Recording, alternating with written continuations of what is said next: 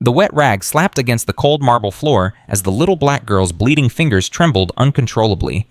Vanessa grabbed Maya's braids and yanked her head back hard. "Scrub harder, you worthless little monkey.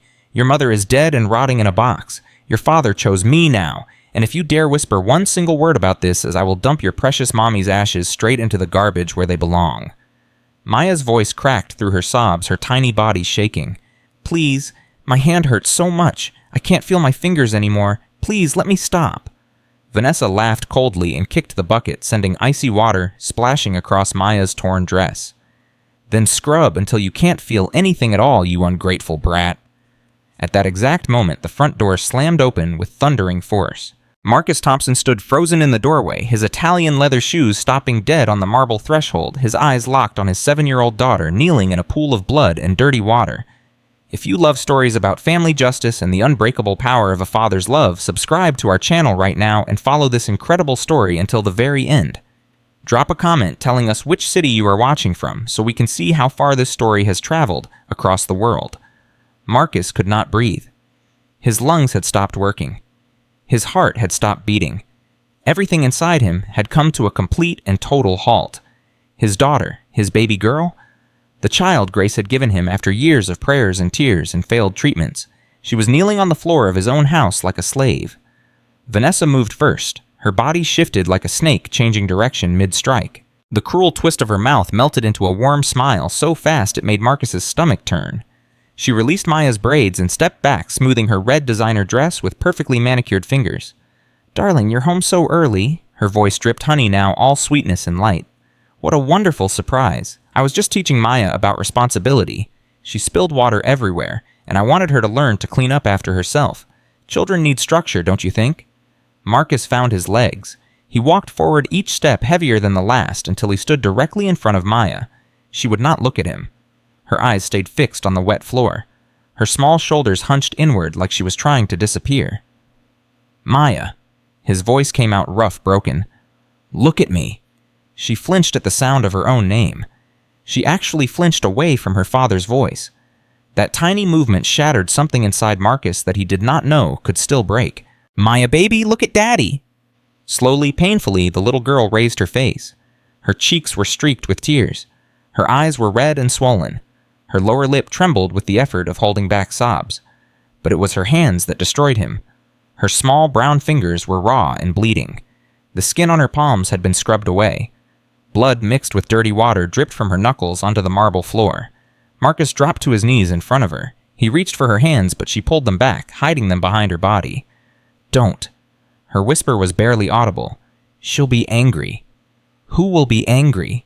Maya's eyes darted toward Vanessa, then back to the floor. She pressed her lips together and said nothing. Marcus felt rage building in his chest like a thunderstorm. He forced it down. He could not lose control now, not in front of Maya, not when she was already so afraid. He stood up slowly and turned to face Vanessa. She was still smiling. That perfect practiced smile that had charmed him at charity galas and dinner parties. The smile that had made him believe she was kind and caring and exactly what his broken family needed. The smile that was now the most terrifying thing he had ever seen. "What did you do to my daughters?" Vanessa laughed lightly, dismissively. "Marcus, please, you're being dramatic." She scraped her hands playing outside. "You know how clumsy children can be. I've been trying to teach her to be more careful, but she simply refuses to listen. Her hands are bleeding." "Children bleed all the time. It's perfectly normal." Marcus took a step toward her. "Children do not bleed from scrubbing floors." Something flickered behind Vanessa's eyes. A flash of cold calculation, but her smile never wavered. "She wanted to help. She begged me to let her clean up her own mess. I was actually impressed by her initiative, but I suppose I should have supervised more closely. My mistake." Marcus stared at her. This woman he had married. This woman he had trusted with his daughter's life. This woman who wore his dead wife's pearls around her neck like a trophy. Grace's pearls, the ones she had worn on their wedding day, the ones she had clutched during her final hours in the hospital, whispering prayers for the daughter she was about to leave behind. His hands curled into fists at his sides. Vanessa noticed. Her smile tightened almost imperceptibly. "Darling, you're exhausted. You've been working too hard. Why don't you go upstairs and rest? I'll clean Maya up and have dinner ready in an hour." No. The word came out harder than Marcus intended. Vanessa's eyebrows rose slightly. No, I will take care of my daughter. You stay away from her. Vanessa's mask slipped for just a fraction of a second. Marcus saw something ugly flash across her face. Anger, hatred, contempt. Then it was gone, replaced by wounded innocence. Marcus, that hurts my feelings. I've been doing everything I can to take care of this family while you bury yourself in work. I've been here every single day trying to be a mother to a child who refuses to accept me, and this is the thanks I get. Marcus did not respond. He turned his back on her, bent down, and scooped Maya into his arms. The little girl weighed almost nothing. When had she gotten so thin? When had the chubby cheeks he used to kiss disappeared? When had his baby become this fragile, frightened creature? He carried her out of the foyer without looking back. In the bathroom, he set Maya on the counter and turned on the warm water. She sat perfectly still, her hands in her lap, her eyes fixed on the sink. This might sting a little, Marcus said softly, but I need to clean your cuts, okay? She nodded without speaking. He took her hands gently, so gently, and held them under the running water. The water turned pink, then red, then pink again as the blood washed away. Maya did not cry. She did not make any sound at all. That silence scared Marcus more than anything else. Maya? He kept his voice calm, steady. How long has this been happening? Nothing. Has Vanessa hurt you before? Still nothing. Baby, please, I need you to tell me the truth. Daddy needs to know so he can protect you. Maya's chin trembled. A single tear rolled down her cheek, then another. She said... The words came out in broken pieces. She said if I told anyone, she would throw Mommy away. Marcus felt the ground shift beneath his feet. What do you mean, throw Mommy away? Mommy's ashes, the box in the living room. Maya's voice cracked and shattered. She said she would put them in the garbage. She said Mommy was just the dust now and nobody cared about dust and she would throw her away and I would never see Mommy again and it would be all my fault because I'm bad and I can't do anything right and... She broke down completely, her small body shaking with sobs that seemed too big for her tiny frame. Marcus pulled her into his arms and held her as tight as he dared. His own tears fell into her hair. His own body shook with the force of emotions he could not name. I'm sorry, he whispered. I'm so sorry, baby.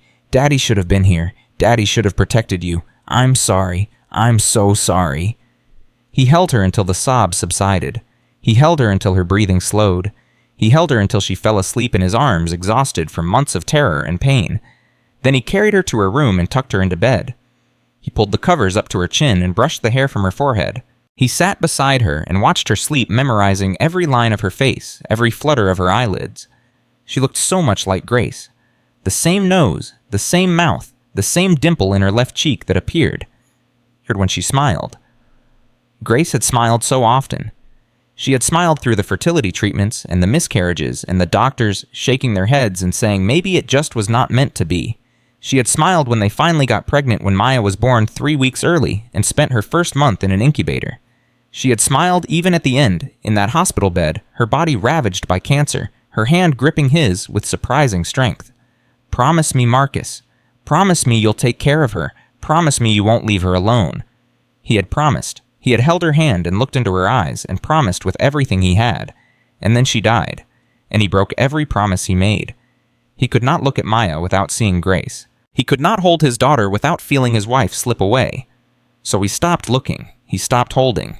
He buried himself in work and travel and million-dollar deals, and he left his 7-year-old daughter alone with a monster. The guilt was suffocating. It pressed down on his chest like a physical weight, making it hard to breathe. Marcus stood up. He could not stay in this room with his guilt and his sleeping child. He needed to move. He needed to think. He needed to figure out what to do next. He walked to the end of the hallway and stopped in front of a door he had not opened in 18 months. Grace's room. He had locked it the day after the funeral and told himself he would deal with it later. Later became weeks. Weeks became months. The key stayed in his desk drawer untouched. Now he retrieved it with trembling hands. The lock clicked open. The door swung inward.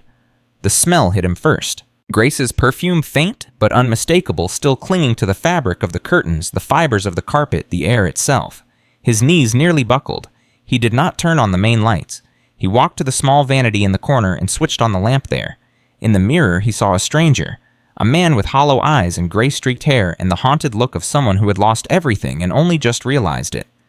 He opened the vanity drawer. An envelope sat on top of a pile of small keepsakes. His name was written on the front in Grace's handwriting. That familiar script with its distinctive loops and curves nearly broke him all over again. He sat on the edge of the bed and opened the envelope with fingers that would not stop shaking. My dearest Marcus, if you are reading this, then I am gone. I am so sorry to leave you. I am so sorry to leave Maya. I fought as hard as I could, but some battles cannot be won. I need you to understand something. I need you to feel it in your bones, in your blood, in every part of you. Maya is strong. She is stronger than she looks. But she is also just a child, and children need protection. They need presence. They need someone to stand between them and the darkness. Be that person, Marcus. Be her shield, be her shelter. And please, my love, be careful. Do not place your trust in the wrong hands. Not everyone who smiles at you loves you. Not everyone who offers help wants to give it. If you ever doubt, if you ever wonder, look at Maya. Our daughter's eyes will tell you the truth. They cannot lie. They never could. I love you. I will love you still, wherever I am now. Whatever comes next. Take care of our girl. Forever yours, Grace. Marcus read the letter 3 times. By the 3rd time, his tears had soaked into the paper, blurring some of the words. She had known. Somehow Grace had known this might happen. She had tried to warn him, and he had not listened because he was too busy running away from his grief to hear anything at all. He pressed the letter to his chest and let himself cry. Not the quiet, controlled tears of the funeral. Real tears. Ugly tears. The tears of a man who had failed everyone he loved. When the tears finally stopped, something inside him had shifted. The fog was lifting. The numbness was receding. He could feel again, and what he felt was fury. He stood up and walked to Grace's jewelry box. It was almost empty. A few costume pieces remained. A broken watch. A tarnished bracelet from their first anniversary. But the pearls were gone. The diamond earrings from their wedding were gone. The emerald ring that had belonged to Grace's grandmother was gone. Vanessa had taken everything. Marcus closed the box quietly. He folded the letter and put it in his jacket pocket close to his heart. He turned off the lamp and walked out of the room. He locked the door behind him and kept the key. The house was silent now. Vanessa had gone to bed, probably convinced that everything was still under her control. She had no idea that her world was about to collapse. Marcus sat down on the floor outside Maya's door. He leaned his back against the wall and listened to his daughter breathe. He would stay here all night. He would not leave her unguarded for a single moment. At some point, he heard footsteps approaching. Light deliberate accompanied by the click of high heels. Vanessa appeared at the end of the hallway. She had changed into a silk robe that clung to her curves. Her blonde hair fell loose around her shoulders. She looked beautiful and predatory. "What are you doing down there?" Her voice was soft, concerned, completely fake. "You'll hurt yourself sleeping on the floor like that." Marcus did not look at her. "Go to bed, Vanessa." "Come with me." She moved closer, her voice dropping to a purr. "It's been so long since we really connected. I miss you, Marcus. Let me help you relax." "I said go to bed." She stood there for a moment. He could feel her eyes on him, calculating, assessing. He could almost hear the gears turning in her head as she tried to figure out how much he knew and how much danger she was in. Finally, she laughed, a light musical sound that made his skin crawl. "Fine, suit yourself, but don't stay up too late. You have meetings tomorrow." Her footsteps retreated down the hallway. Her bedroom door opened and closed. Marcus waited until he was sure she was gone. Then he pulled out his phone and scrolled through his contacts until he found the name he needed. James Porter, his attorney, his friend. The man who had helped him build his empire from nothing and protected it through every challenge. He typed a message, "I need to see you first thing tomorrow. It's about Maya. It's urgent." The response came almost immediately, 8 a.m. "My office, whatever you need." Marcus put the phone away and leaned his head back against the wall. He did not sleep that night. He sat in the dark and listened to his daughter breathe and made himself remember everything he had tried to forget. Grace's laugh, Grace's smile, Grace's hand in his on their wedding day, Maya's first steps, Maya's first words, Maya's face when she learned her mother was never coming home. The funeral, the flowers, the endless parade of people saying how sorry they were, how much they loved Grace, how Maya was so lucky to have such a strong father. Lucky, what a joke. He had left his daughter alone with a predator. He had married the predator and brought her into their home. He had given her access to everything Grace had loved and trusted her to take care of what mattered most, and she had used that trust to torture a 7-year-old girl. Marcus's hands clenched into fists. He forced himself to breathe slowly, evenly. He could not afford to lose control. Not yet. Not until Maya was safe. The sun came up slowly, painting the hallway in shades of gold and pink. Marcus watched the light creep across the floor and wondered how many mornings Maya had woken up in this house, afraid to leave her room, dreading the day ahead. Too many. Far too many. Maya's door creaked open. She stepped out in her pajamas, rubbing sleep from her eyes. When she saw her father sitting on the floor, she stopped. "Daddy," her voice was small, uncertain. "Why are you there?" Marcus held out his hand. "I wanted to be close to you. Is that okay?" She considered this for a long moment. Then she walked over and sat down beside him, close enough that their shoulders touched. "Did you sleep out here?" "I did." "Wasn't it cold?" "A little." She was quiet for a while, her small fingers picking at the hem of her pajama pants. Finally, in a voice barely louder than a whisper, "Are you going to leave again?" The question hit Marcus like a punch to the chest. He turned to look at her, really look at her, and saw the fear in her eyes, the expectation of disappointment, the resignation of a child who had learned that love always leaves. "No." He said it firmly, absolutely. "I am not going anywhere, Maya. Not anymore. Not ever." She searched his face for a long moment, looking for the lie, looking for the escape clause. She did not find it. Slowly, carefully, she leaned her head against his shoulder. "Okay, Daddy." They sat there together as the house woke up around them. Marcus could hear Vanessa moving in the kitchen, the clatter of dishes, the hiss of the coffee maker. He did not acknowledge her presence. She did not exist to him anymore. At 7:30, he stood up. His joints ached from the hard floor, but he barely noticed. "I have to go out for a little while," he told Maya. "Miss Donna will be here soon. I want you to stay with her until I get back." Fear flickered across Maya's face. "What about—" She did not finish the sentence. She did not have to. Marcus knelt down to look her in the eye. "Miss Donna will not leave you alone, not for 1 second.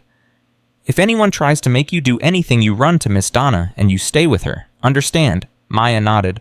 "And Maya." He put his hands on her shoulders. "I am going to fix this. I am going to make sure no one ever hurts you again. But I need you to be brave for just a little bit longer. Can you do that for me?" Her lip trembled, but she nodded again. "That's my brave girl." He kissed her forehead and stood up.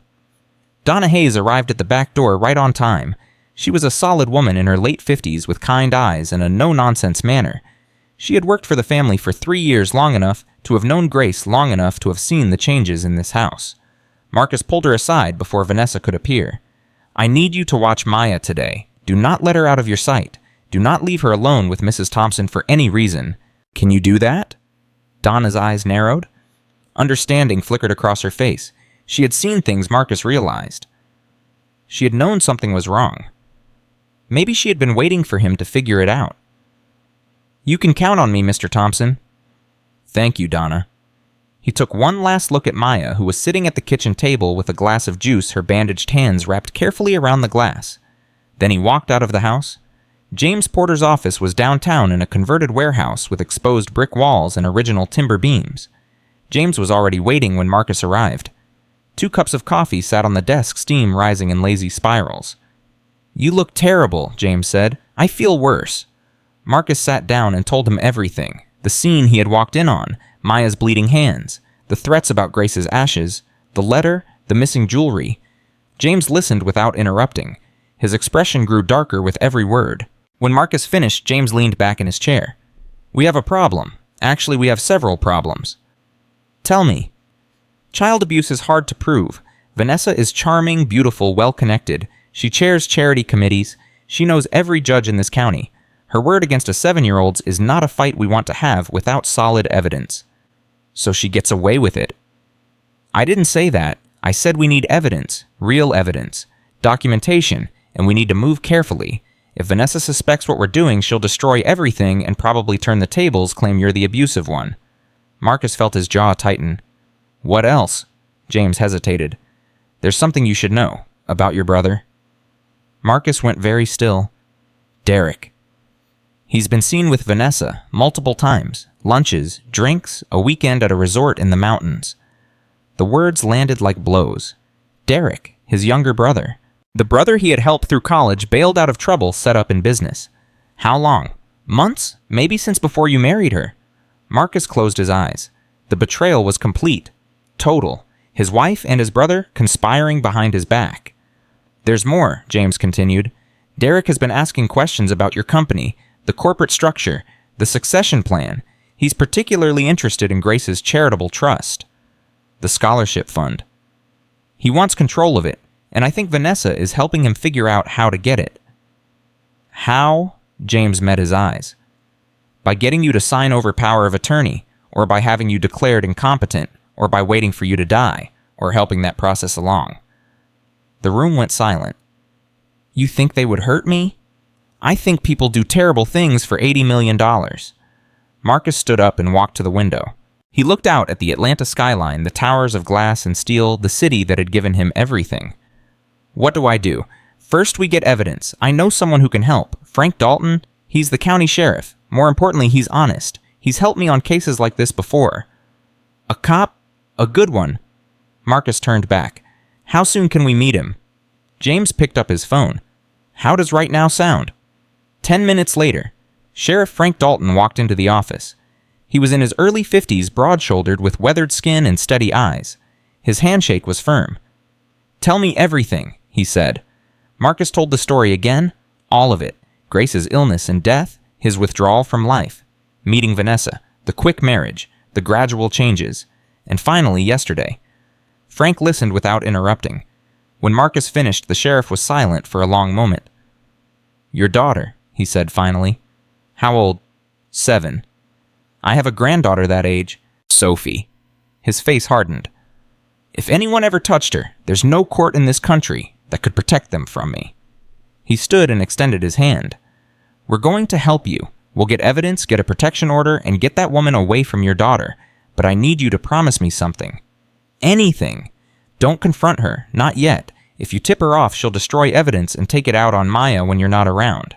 We need to be smart about this. Marcus thought about Vanessa's smile, the casual cruelty in her voice.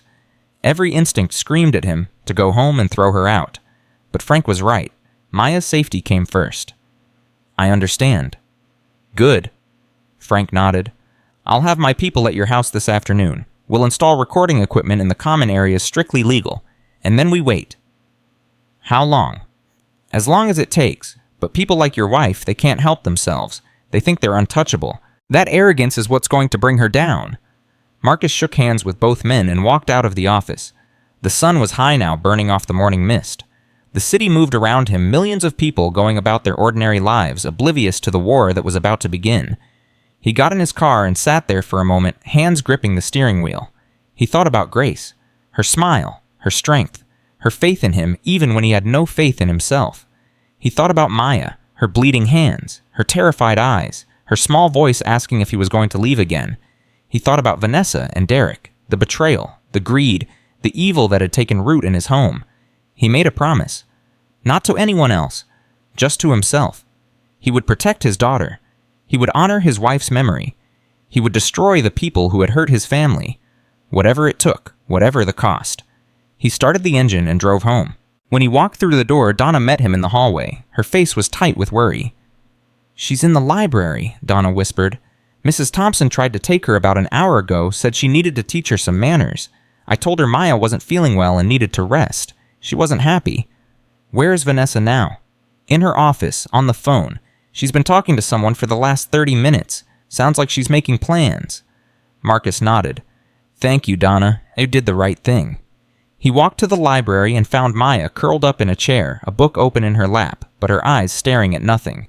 When she saw him, her whole body relaxed. Daddy, you came back. The surprise in her voice broke his heart all over again. I told you I would. He crossed the room and knelt beside her chair. I told you I'm not going anywhere. She looked at him for a long moment. Then she reached out and touched his face as if making sure he was real. Daddy? Yes, baby. Is the bad thing going to stop? Marcus took her hand and held it gently. Yes, he said. I promise you, Maya, the bad thing is going to stop. She searched his eyes. Whatever she saw, there must have been enough, because she nodded slowly. Okay, Daddy. That afternoon, while Vanessa was at her spa appointment, Sheriff Frank's team arrived. They were quick and professional, installing tiny recording devices in the living room, the kitchen, the hallway. All common areas, all perfectly legal. When they left, Marcus sat in his study and stared at his phone. On the screen was a message from Derek Brother. We should talk. I have some business ideas I want to run by you. Dinner this week? Marcus typed back, "Sure. Let me know when?" He set the phone down and looked out the window at the manicured lawn, the iron gates, the long driveway lined with oak trees. This house had been a dream once, a symbol of everything he and Grace had worked for. A place where they would raise their daughter, grow old together, build a life. Now it was a battlefield. Marcus closed his eyes and thought about Grace's letter.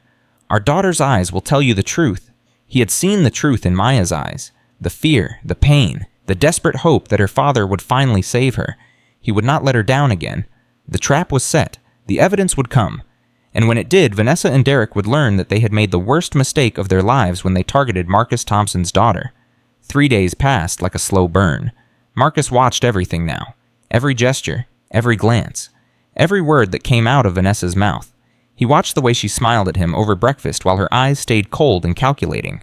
He watched the way she reached for Maya and how his daughter flinched away like a beaten dog. He watched, and he waited, and he kept his rage locked deep inside where no one could see it. On Thursday morning, his phone buzzed with a message from Sheriff Frank. "We have audio. Call me when you can talk privately." Marcus excused himself from the breakfast table and walked to his study. He closed the door and dialed Frank's number. "What do you have?" Frank's voice was grim. "Yesterday afternoon, your wife thought she was alone with the girl. The housekeeper had stepped out to get groceries." "Play it." There was a pause. Then Marcus heard his daughter's voice, thin and scared. "Please, I already cleaned it twice. My hands are still sore from before." Then Vanessa, cold, cruel, unrecognizable from the woman who smiled at charity galas. "Did I ask about your hands? Did I ask for excuses? Your mother raised a lazy, worthless child. No wonder she got sick and died. God was punishing her for creating something so pathetic." Marcus stopped breathing. Maya's voice cracked. "Don't say that about Mommy. Please don't say that." "I'll say whatever I want. This is my house now. Your father chose me. He doesn't love you. He never did.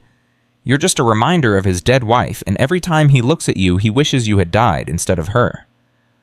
A sob, a crash, the sound of something breaking. "Clean that up, and if you tell anyone about this conversation, I will burn your mother's ashes in front of you. I will make you watch. Do you understand me?" Yes, I understand. Please don't hurt Mommy." The recording ended. Marcus's hand was shaking so badly he nearly dropped the phone. His vision had gone red at the edges. His heart pounded against his ribs like it was trying to escape. "Marcus?" Frank's voice cut through the haze. "Marcus, are you still there? I'm here. I know what you're feeling right now. I know you want to go home and put your hands around that woman's throat, but you cannot do that. Do you hear me? You cannot touch her. She told my daughter that I wished she was dead. I know. She threatened to burn my wife's ashes. I know, and that recording is going to help us put her away, but only if you stay calm, only if you follow the plan. Can you do that?" Marcus closed his eyes. He thought about Maya, her bandaged hands, her terrified eyes, her small voice asking if he was going to leave again. "Yes," he said finally. "I can do that." "Good. There's something else you need to know. We've been watching your brother." Marcus's stomach tightened. "And he met with Vanessa yesterday. We couldn't get close enough to hear the conversation, but we got photos. They were at a restaurant downtown, very cozy, very intimate. Send them to me." "Already done." Marcus opened his email and saw the images. Derek and Vanessa at a corner booth, her hand on his arm, his head tilted close to hers, laughing, touching, looking at each other like lovers who had been together for years. The betrayal cut deeper than Marcus expected. He had known intellectually that Derek was involved, but seeing his own brother's face so close to the woman who tortured his daughter made it real in a way that words could not. "There's more," Frank continued. "Your brother has been making calls to a lawyer in Miami, a guy named Vincent Russo. Russo specializes in contested estates and hostile corporate takeovers. He's good, very good, and very expensive." "What does that mean?" "It means your brother isn't just having an affair with your wife. He's planning something big, something that involves getting control of your assets." Marcus thought about the meeting Derek had requested, the dinner invitation that was still sitting in his inbox. "He wants to meet this week, says he has business ideas to discuss." "Perfect. Meet with him. Act normal. Let him think you don't suspect anything. The more confident he gets, the more mistakes he'll make." Marcus nodded, even though Frank could not see him. "What about Maya? How do I keep her safe while all this is happening?" "Keep her close. Don't leave her alone with Vanessa for any reason. If your wife tries to isolate her, find an excuse to intervene, and document everything, every bruise, every mark, every word your daughter tells you about what happens when you're not there. I understand. One more thing, Marcus. James is filing for an emergency protection order tomorrow. With the audio evidence we have, there's a good chance the judge will grant it. But until that order is in place, Vanessa still has legal rights as your wife and Maya's stepmother. We have to be careful. Marcus thanked him and hung up. He sat alone in his study for a long time, staring at the photos of his brother and his wife. The two people he had trusted most after Grace died. The two people who were supposed to help him raise his daughter and protect his family. They had played him perfectly. Vanessa with her sympathy and her soft touches and her promises to take care of everything. Derek with his brotherly concern and his offers to help with the business and his constant presence in their lives. He had been so blind, so stupid, so desperate to escape his grief that he had walked right into their trap. But not anymore. Marcus stood up and walked out of his study. He found Maya in the library sitting in her usual chair with a book in her lap. Donna was nearby pretending to dust the shelves while keeping a watchful eye on the child. "Hey, baby girl," Marcus knelt beside Maya's chair. "What are you reading?" She showed him the cover. Charlotte's Web. That was one of your mom's favorites. Maya nodded. "I know. She used to read it to me before bed. She did all the voices. Wilbur sounded funny when she did it." Marcus felt his throat tighten. "I remember." Maya was quiet for a moment. Then she looked at him with those big brown eyes that saw everything. "Daddy, are you mad at me?" "What? No. Why would you think that?" "Because you've been different. You've been home more. You've been looking at me strange, like you're trying to figure something out." Marcus took her hand gently. "I'm not mad at you, Maya. I could never be mad at you. I'm trying to be a better daddy. I know I haven't been here enough. I know I let you down. But that's going to change. I promise." She studied his face for a long moment. "She's going to be angry." "Who?" "You know who." Marcus's jaw tightened. "Let me worry about that." "She said you don't love me. She said you only keep me around because it would look bad if you sent me away. She said Mommy would be ashamed of me for being so weak and stupid." Each word was a knife in Marcus's heart. "Maya, listen to me." He cupped her face in his hands and made her look at him. "Nothing Vanessa told you is true. Nothing. I love you more than anything in this world. Your mother loved you more than anything in this world, and she would be so proud of you. So proud of how strong you've been. Do you understand me?" Tears welled up in Maya's eyes. "Then why did you let her hurt me?" The question hung in the air between them. Marcus felt his own eyes burn. "Because I was broken," he said honestly. "When your mom died, something inside me broke. And instead of letting you help me fix it, I ran away. I worked and traveled and did everything I could to avoid feeling the pain. I left you alone when you needed me most. That was wrong. That was my fault. Not yours. Mine." Maya stared at him. "But you're back now." "I'm back now, and I'm never leaving again." She threw her arms around his neck and held on tight. Marcus held her back, breathing in the scent of her hair, feeling her small heart beat against his chest. "I love you, Daddy," she whispered. "I love you too, baby girl, more than you'll ever know." That night, Vanessa announced that Derek would be coming for dinner the following evening. "He called this afternoon," she said brightly, setting plates on the table. "He's so excited to discuss some investment opportunities with you. Isn't that wonderful, family helping family?" Marcus watched her move around the dining room, so elegant, so poised, so completely evil. "Sounds great," he said evenly. "I thought so too.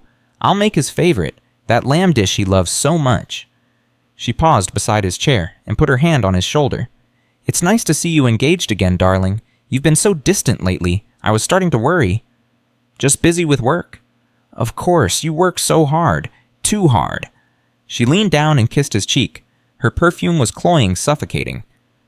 "But that's going to change soon, isn't it? Derek has some ideas about how to lighten your load." "I'm sure he does." Vanessa smiled and walked back to the kitchen. Maya sat across the table, pushing her food around her plate. She had not eaten more than a few bites. Every time Vanessa moved, the child tensed like she was expecting a blow. Marcus caught her eye and gave her a small nod. "It's okay. I'm here." Maya nodded back and took a tiny bite of her vegetables. Friday evening arrived too quickly and too slowly at the same time. Derek showed up at 6 o'clock sharp, dressed in an expensive suit that Marcus knew he could not afford. He carried a bottle of wine in one hand and a leather briefcase in the other. "Brother?" Derek embraced Marcus warmly. "You look good. Better than the last time I saw you." "I feel better." "That's wonderful. Just wonderful." Derek turned to Maya, who was standing near the stairs. "And there's my favorite niece. Come give Uncle Derek a hug." Maya did not move. She looked at her father with wide eyes. "Go ahead," Marcus said gently. "It's okay." She walked over slowly and let Derek embrace her. Her body was stiff, her arms barely touching his back. Derek did not seem to notice, or if he did not care. "She's getting so big," he said to Vanessa, who had appeared in the doorway. "Soon she'll be taller than you." Vanessa laughed. Heaven forbid, then who would reach the high shelves? They all moved into the dining room. Vanessa had outdone herself. The table was set with fine china and crystal glasses. Candles flickered in silver holders. The lamb smelled incredible. Marcus noticed none of it. He was watching Derek, watching the way his brother's eyes kept sliding toward Vanessa, watching the small smiles they exchanged when they thought no one was looking. Dinner conversation was light. Business news? Local gossip. A charity event that Vanessa was helping to organize. Marcus played along, nodding at the right moments, laughing at the appropriate jokes. Inside, he was counting the minutes until Derek made his move. It happened over dessert. "So, brother," Derek said, setting down his wine glass, "I've been thinking a lot about your situation." "My situation?" "The company, the foundation, all your responsibilities." Derek leaned forward, his expression full of concern. "You've been carrying this burden alone for too long, especially since Grace passed. It's not healthy." "I appreciate your concern." "I'm serious, Marcus. You need to take care of yourself. Take some time off. Reconnect with what matters." He glanced at Maya. "With family." Vanessa nodded eagerly. "That's exactly what I've been saying. He works himself to death. It's not sustainable." "Which is why I've put together a proposal." Derek reached for his briefcase and pulled out a thick folder. "A restructuring plan that would take some of the pressure off your shoulders." He slid the folder across the table. Marcus opened it slowly as if he had not already seen photos of every page courtesy of Sheriff Frank's surveillance team. He flipped through the documents, his face carefully neutral. "This is extensive. I wanted to be thorough." Derek's smile widened. "The basic idea is simple. You transfer day-to-day management authority to a small council. Myself, Vanessa, and an independent advisor of our choosing. You retain ownership, of course, but you'd be free from the daily grind. Free to rest. Free to heal." Marcus turned another page. Clause 5.3. Transfer of operational authority. Clause 7.2. Financial management provisions. Appendix C. Automatic activation in case of owner incapacity. James had been right. This was not a management plan. This was a hostile takeover disguised as family concern. "And Grace's foundation?" Marcus asked mildly. "The scholarship fund." Derek did not hesitate. "That would fall under the council's management as well. We would ensure it continues to operate according to Grace's wishes, of course, but the administrative burden would no longer be yours." Vanessa reached over and put her hand on Marcus's arm. "Think of how much time you'd have with Maya. No more late nights. No more business trips. You could finally be the father she needs." Marcus looked at his daughter. She sat perfectly still, her eyes moving between the adults, her small hands clenched in her lap. "What do you think, Maya?" he asked. Everyone turned to look at her. Derek's smile froze. Vanessa's eyes narrowed almost imperceptibly. "I think..." Maya's voice was barely above a whisper. "I think you should do whatever you want, Daddy." "But what do you want?" The question seemed to confuse her. She looked at Vanessa, then quickly away. "I want you to be happy," she said finally. Marcus nodded slowly. He closed the folder and pushed it back across the table. "I need time to review this properly. Have my lawyers look it over." Derek's smile tightened. "Of course, take all the time you need." He paused. "Though I should mention some of these opportunities are time-sensitive. The sooner we move, the better positioned we'll be." "I understand. I'll let you know by Monday." After dinner, Derek and Vanessa retreated to her office to discuss something privately. Marcus used the opportunity to take Maya upstairs. In her room with the door closed, she finally relaxed. "I don't like Uncle Derek," she whispered. "Why not? He smiles too much, and his smiles don't reach his eyes. Mommy used to say that about people, that you can tell if someone is really happy by looking at their eyes." Marcus felt a surge of pride. His daughter was smarter than anyone gave her credit for. "Your mommy was right." Maya hesitated. "Daddy, I need to tell you something, but I'm scared." You can tell me anything. She reached under her mattress and pulled out a crumpled piece of paper. Her hands were shaking as she handed it to him. I found this in her office, Vanessa's office, last week when she forgot to lock the door. Marcus unfolded the paper. It was a handwritten note clearly from Derek. Everything is falling into place. Once he signs, we move to phase 2. V, you've played your part beautifully. Soon we'll have everything. Just keep the brat quiet for a few more weeks. The note was dated 2 weeks ago. Marcus read it 3 times. His blood ran cold. You took this from her office. Maya nodded, her eyes filling with tears. I'm sorry. I know I shouldn't go through her things, but I heard them talking on the phone and it scared me, and I wanted to know what they were planning, and... Maya. Marcus knelt in front of her and took her hands. You did nothing wrong. You did exactly right. This is important. Very important. Are they going to hurt you, Daddy? He looked at his daughter, 7 years old, traumatized, abused, and still trying to protect him. No, baby. They're not going to hurt me, or you. I promise. He folded the note and put it in his pocket. I need you to do something for me. Tomorrow, when I'm in the meeting with Uncle Derek, I need you to stay very close to Miss Donna. Don't leave her side for any reason. Can you do that? Yes. And if Vanessa tries to take you somewhere, if she tries to get you alone, what do? I run to Miss Donna. That's right. And then what? I stay with her until you come. Good girl. He kissed her forehead. Now get some sleep. Tomorrow's going to be a big day. Saturday morning. Derek arrived at 10 o'clock with an even bigger folder of documents. I took the liberty of expanding the proposal, he said cheerfully. Added some provisions I think you'll find beneficial. Vanessa served coffee and pastries. She was wearing a new dress, something tight and red that showed off her figure. Grace's pearls still hung around her neck.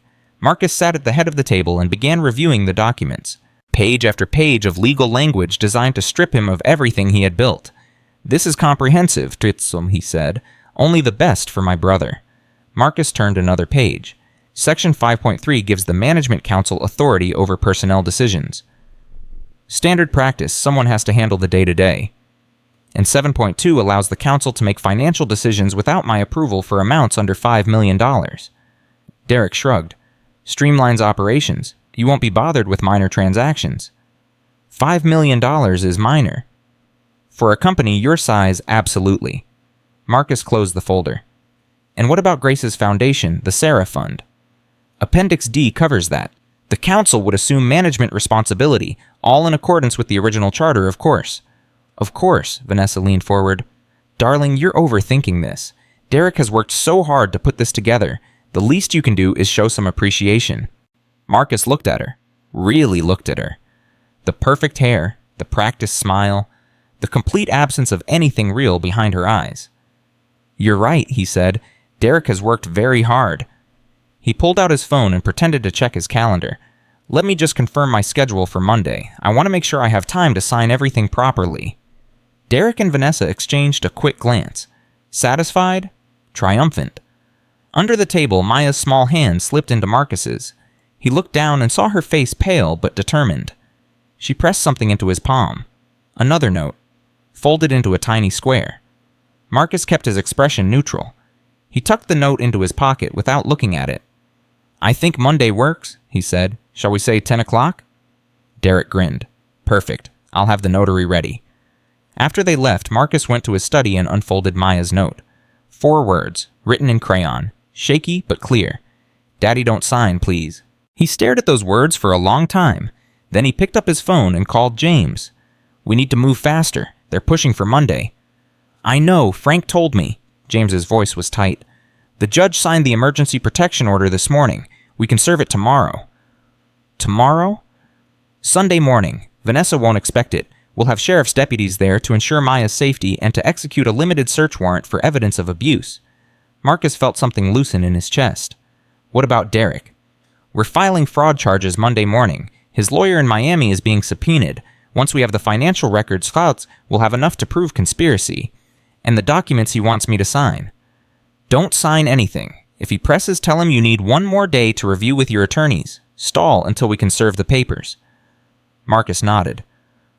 What do I tell Maya? James was quiet for a moment.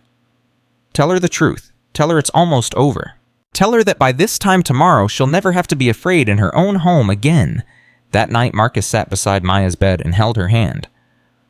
"Tomorrow?" he said softly. "Tomorrow is the day." Her eyes went wide. "Really? Really? Some people are going to come to the house, police officers. They're going to take Vanessa away. She won't be able to hurt you anymore." Maya's lip trembled. "What about Mommy's ashes?" "I'm going to put them somewhere safe, somewhere Vanessa can never touch them." "And Uncle Derek?" "He's going away too, for a long time." Maya was quiet for a moment. Then she asked the question that had been haunting her for months. "Daddy, why did she hate me so much? What did I do wrong?" Marcus felt his heart shatter for the 100th time. "You didn't do anything wrong, baby. Some people are just broken inside. They hurt others because they don't know how to be happy themselves. It was never about you. It was always about her." But she said, "I don't care what she said. I care about what's true. And the truth is that you are the best thing that ever happened to me and your mother. The truth is that you are brave and strong and kind. The truth is that I love you and I will spend the rest of my life making sure you never forget it." Maya threw her arms around him and sobbed into his shoulder. Marcus held her tight and let her cry. Tomorrow everything would change. Tomorrow his daughter would finally be free. But tonight he would hold her and rock her and whisper promises that he would keep this time, no matter what. Sunday morning arrived gray and quiet. Marcus was awake before dawn. He had not slept. He sat in the chair beside Maya's bed all night, watching her breathe, counting down the hours until justice would finally come. At 7 o'clock, his phone buzzed. "Frank, we're outside, ready when you are." Marcus stood up slowly. He walked to Maya's bed and touched her shoulder. "Baby, wake up." Her eyes fluttered open. For a moment, she looked confused. Then she remembered. "Is it time?" "It's time." He helped her get dressed. Simple clothes, comfortable shoes. He braided her hair the way Grace used to do it with gentle hands and patient fingers. "Whatever happens," he told her, "you stay with Miss Donna. You don't look at Vanessa. You don't listen to anything she says. You just stay safe until it's over." Maya nodded. Her face was pale, but her eyes were steady. "I'm ready, Daddy." He took her hand and they walked downstairs together.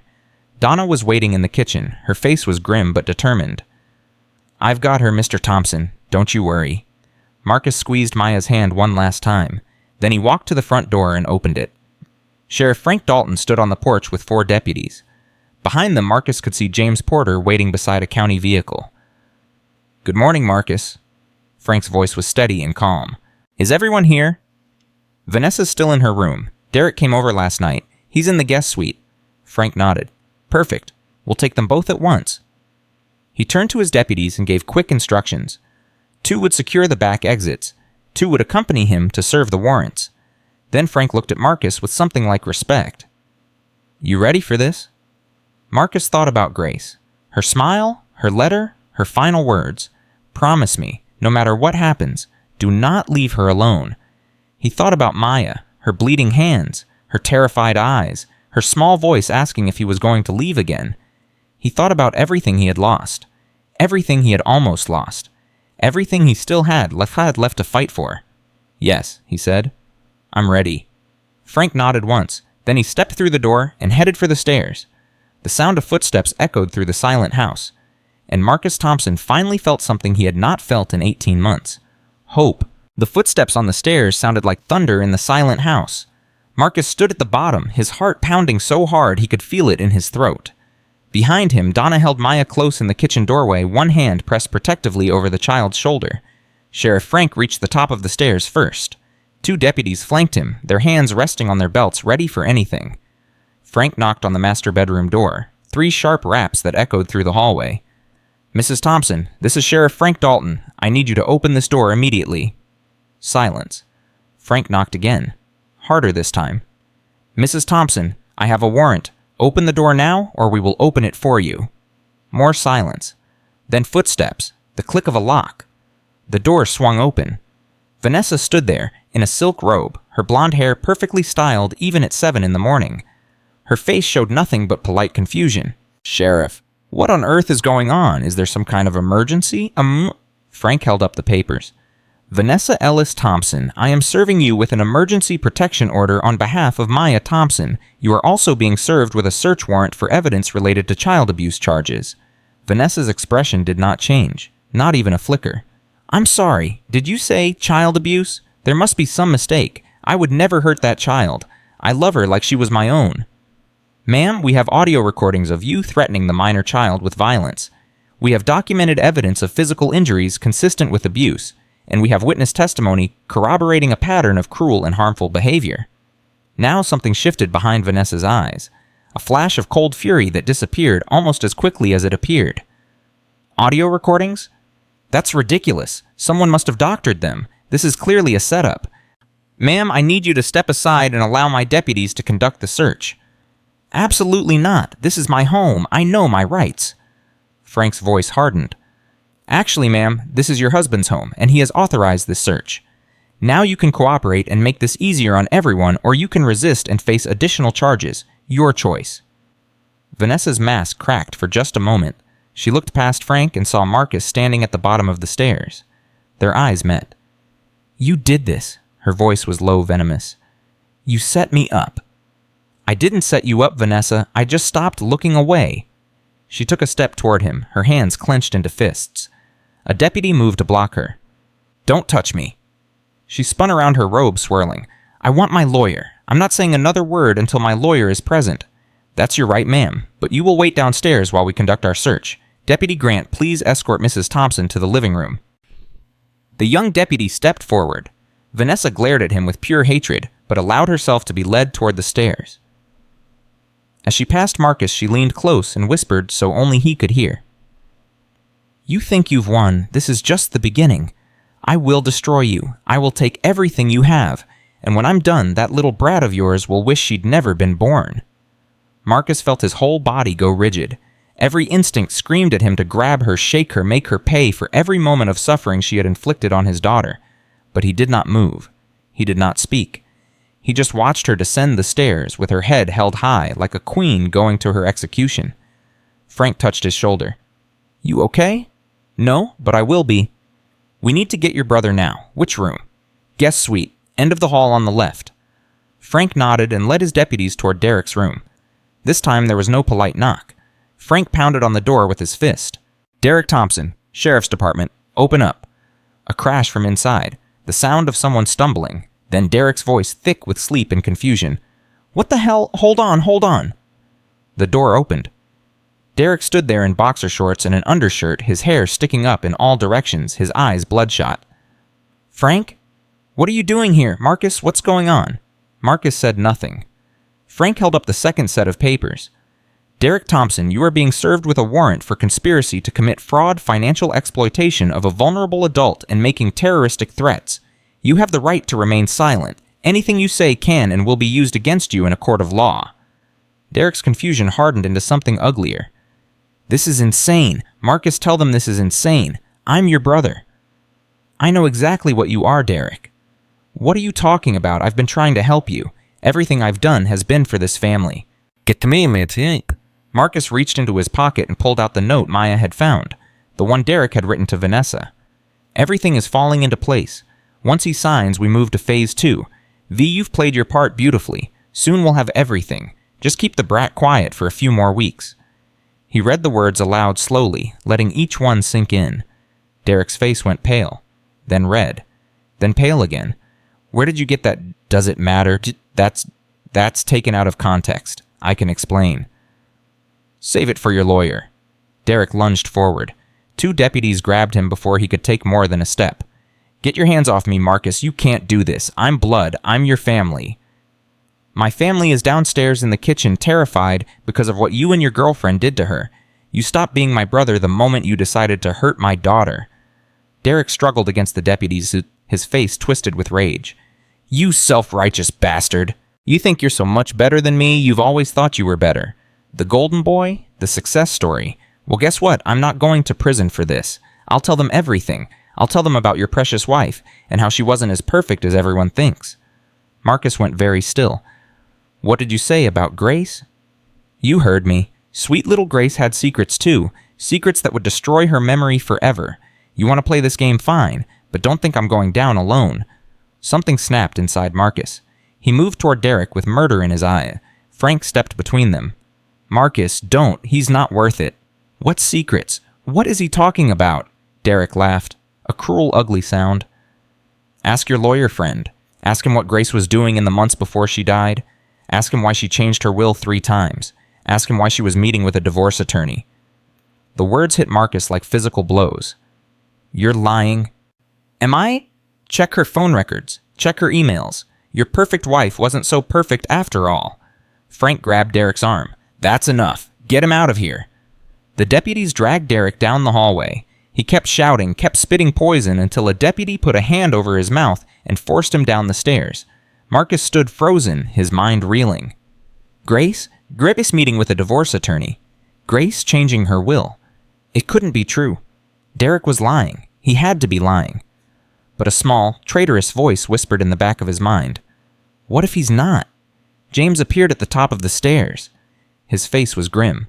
Marcus, we need to talk. Is it true, what Derek said about Grace? James hesitated. That hesitation told Marcus everything he needed to know. Not here, not now. Let's get through today first. James, tell me.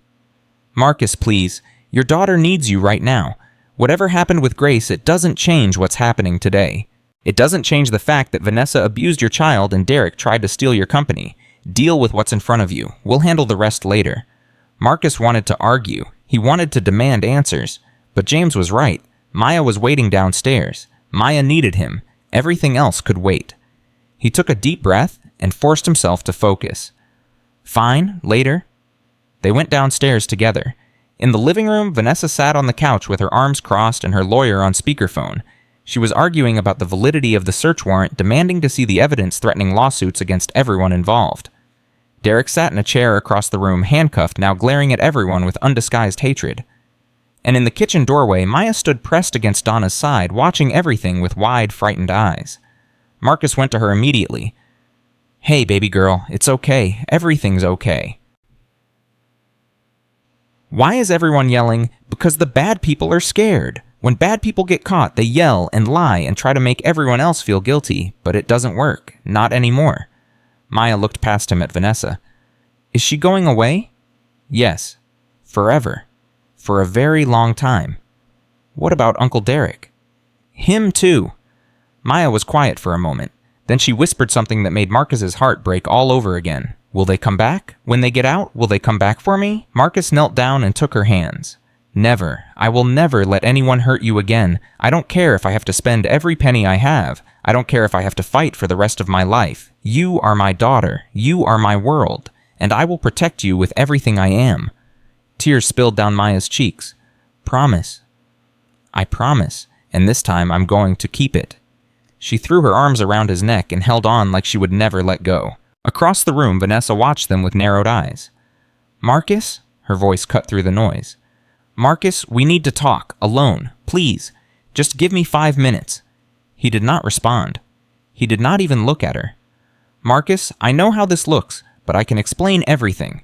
That recording was taken out of context. I was having a bad day. I said things I didn't mean. You know how children exaggerate. Maya has always been difficult. She never accepted me. She's been trying to turn you against me since the day we got married. Frank stepped forward. Ma'am, I'm going to advise you to stop talking. I'm talking to my husband. This is a private matter between husband and wife. No, ma'am, this is a criminal matter between the state of Georgia and a suspected child abuser, and right now you're digging yourself a very deep hole. Vanessa turned to Derek. Tell them. Tell them it was all a misunderstanding. Tell them we never meant to hurt anyone. Derek laughed bitterly. Sure, Vanessa, let me just confess to everything so we can both go to prison forever. Great plan. Derek, please, we're in this together. No, sweetheart, we're not. Not anymore. I'm not taking the fall for your mistakes. You're the one who couldn't control yourself around the kid. You're the one who left evidence everywhere. You're the one who got caught. I got caught. You're the one who wrote that stupid note. And you're the one who didn't destroy it like I told you to. They were screaming at each other now. All pretense of unity was gone. The partnership that had seemed so solid was crumbling under the weight of desperation and blame. Frank watched with satisfaction. Deputy, are you getting all this? Deputy Grant nodded, his body camera recording every word. Marcus stood up, keeping Maya behind him. He watched his wife and his brother tear each other apart and felt nothing but cold, quiet relief. It was over. Finally, truly over. One of the deputies came down from upstairs carrying an evidence bag. Inside was a small notebook. "Sheriff, you need to see this." Frank took the bag and opened the notebook carefully. His face darkened as he read. "What is it?" Marcus asked. Frank hesitated. Then he handed the notebook over. It was a journal. Vanessa's handwriting filled page after page with detailed notes. Dates, times, descriptions of punishments administered to Maya, plans for escalation, ideas for gaslighting Marcus, financial projections for what she and Derek would inherit once they had control. And on the last page, something that made Marcus's blood run cold. Phase 3 options: accident, illness, disappearance, research, or child mortality rates and plausible scenarios. V suggests gradual approach, declining health, unexplained symptoms.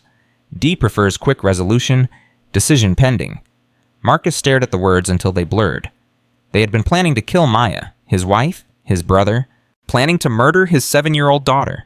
The notebook fell from his hands. He could not breathe. He could not think. The world had turned into something unrecognizable, something monstrous. "Marcus!" James was beside him, gripping his arm. "Marcus, look at me! Look at me!" He forced himself to focus on his friend's face. "This changes everything. Conspiracy to commit murder. This isn't just child abuse anymore. They're going away for life." Behind them, Vanessa had seen the notebook. Her face had gone white. "That's not real. I didn't write that. Someone planted it. This is a setup."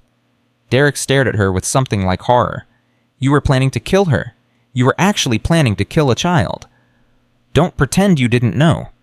I knew about the money. I knew about the company. I didn't know you were going to murder a little girl. You said whatever it takes. You said we needed to remove all obstacles. I meant legally. I meant finding a way to get custody away from Marcus, not this." Frank held up his hand. "Both of you stop talking. Right now. You're both under arrest for conspiracy to commit murder of a minor child in addition to all previous charges. You have the right to remain silent. I strongly suggest you exercise that right." Deputies moved in. Handcuffs clicked onto Vanessa's wrists. She fought them, screaming, her perfect composure finally shattered. "Let go of me. This is ridiculous. Marcus, tell them. Tell them I would never hurt Maya. Tell them." Marcus looked at her. This woman he had married. This woman he had trusted with his daughter's life. This woman who had written detailed plans for how to end that life. "I hope you rot in prison," he said quietly. "I hope every day feels like an eternity. And I hope you think about Maya in that cell. I hope you think about what you did to her, because you're going to have a very long time to remember." They dragged her out of the house. Her screams echoed down the driveway until the patrol car door slammed shut. Derek was next. He went quietly, all the fight drained out of him. At the front door, he paused and looked back at Marcus. "I'm sorry." His voice was hollow. "For what it's worth, I'm sorry." "It's worth nothing." Derek nodded once. Then he was gone. The house fell silent. Frank approached Marcus. "We'll need statements from you and Maya. James can arrange for a child-friendly interview environment at the station. Take a few hours, be with your daughter, then come in this afternoon." "Thank you, Frank, for everything." "Don't thank me. Thank yourself. You're the one who finally opened your eyes." He paused. "And Marcus, whatever Derek said about your wife, don't let it poison what you had. Grace was a good woman. I knew her through the foundation work. Whatever was going on in those last months, she loved you, and she loved that little girl. Don't let a dying man's spite take that away from you." He left. The deputies followed. The search team finished their work and carried out boxes of evidence, and then it was just Marcus and Maya and Donna in the big, silent house. Maya tugged on his hand. "Daddy." He knelt down to her level. "Yes, baby. Is it over?" He looked at her face, the face that looked so much like Grace, the face that had seen too much suffering for someone so young, the face that still somehow held hope. "Yes," he said. "It's over." She threw her arms around him again, and this time when she cried, they were tears of relief. 3 hours later. Marcus sat in the family room of the police station watching through a one-way mirror as Dr. Nina Williams conducted a forensic interview with Maya.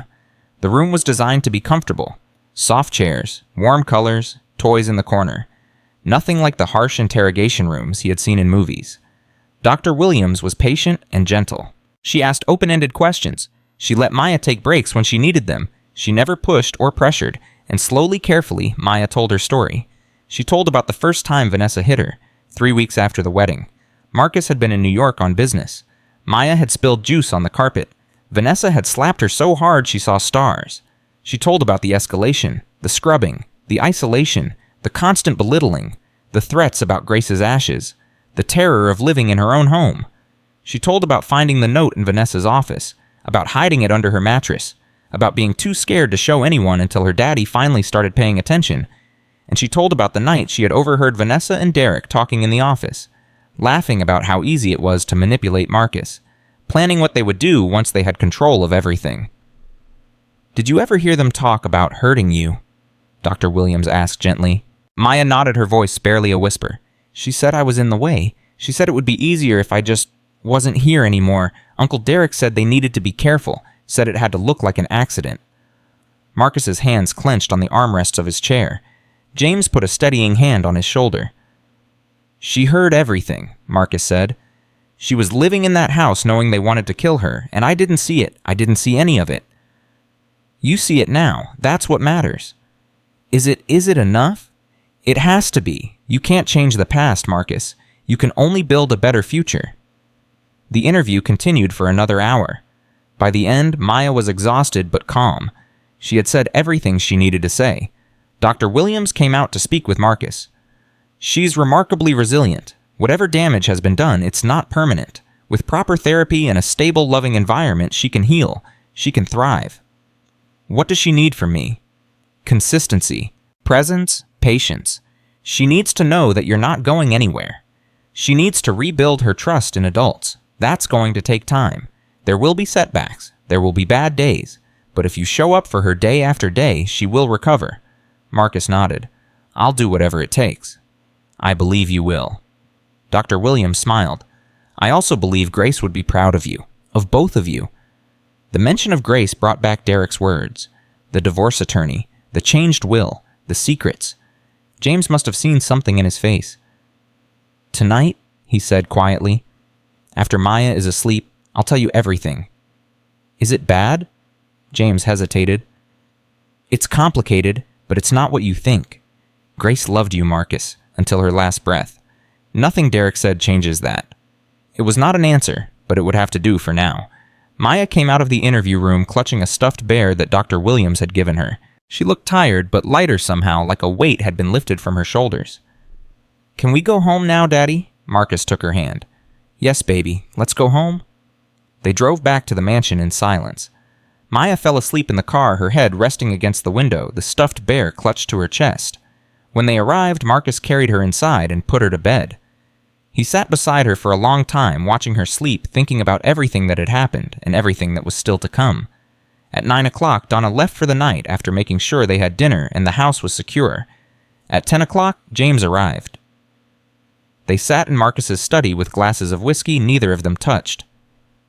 "Tell me," Marcus said. "All of it." James took a deep breath. 6 months before she died, Grace came to see me. She was upset, worried. She said she had discovered something about Derek and Vanessa, something that scared her. What? They were already together, already planning. Grace found emails on Derek's laptop during a family gathering, love letters, financial projections, plans for how they would get control of your assets. Marcus felt sick. She knew this whole time and never told me. She tried multiple times, but you were so deep in your work, so distant. She said every time she brought up Derek, you defended him. Every time she expressed concerns about Vanessa, who Derek had introduced you to at that charity event, you told her she was being paranoid. The memory hit Marcus like a slap. Grace asking questions about Derek's new business ventures. Grace suggesting that Vanessa seemed too good to be true. Grace trying to talk to him about the future, about protection, about contingency plans. He had dismissed all of it. He had been too busy, too distracted, too wrapped up in his own success to listen. What did she do? She hired a private investigator. She gathered evidence.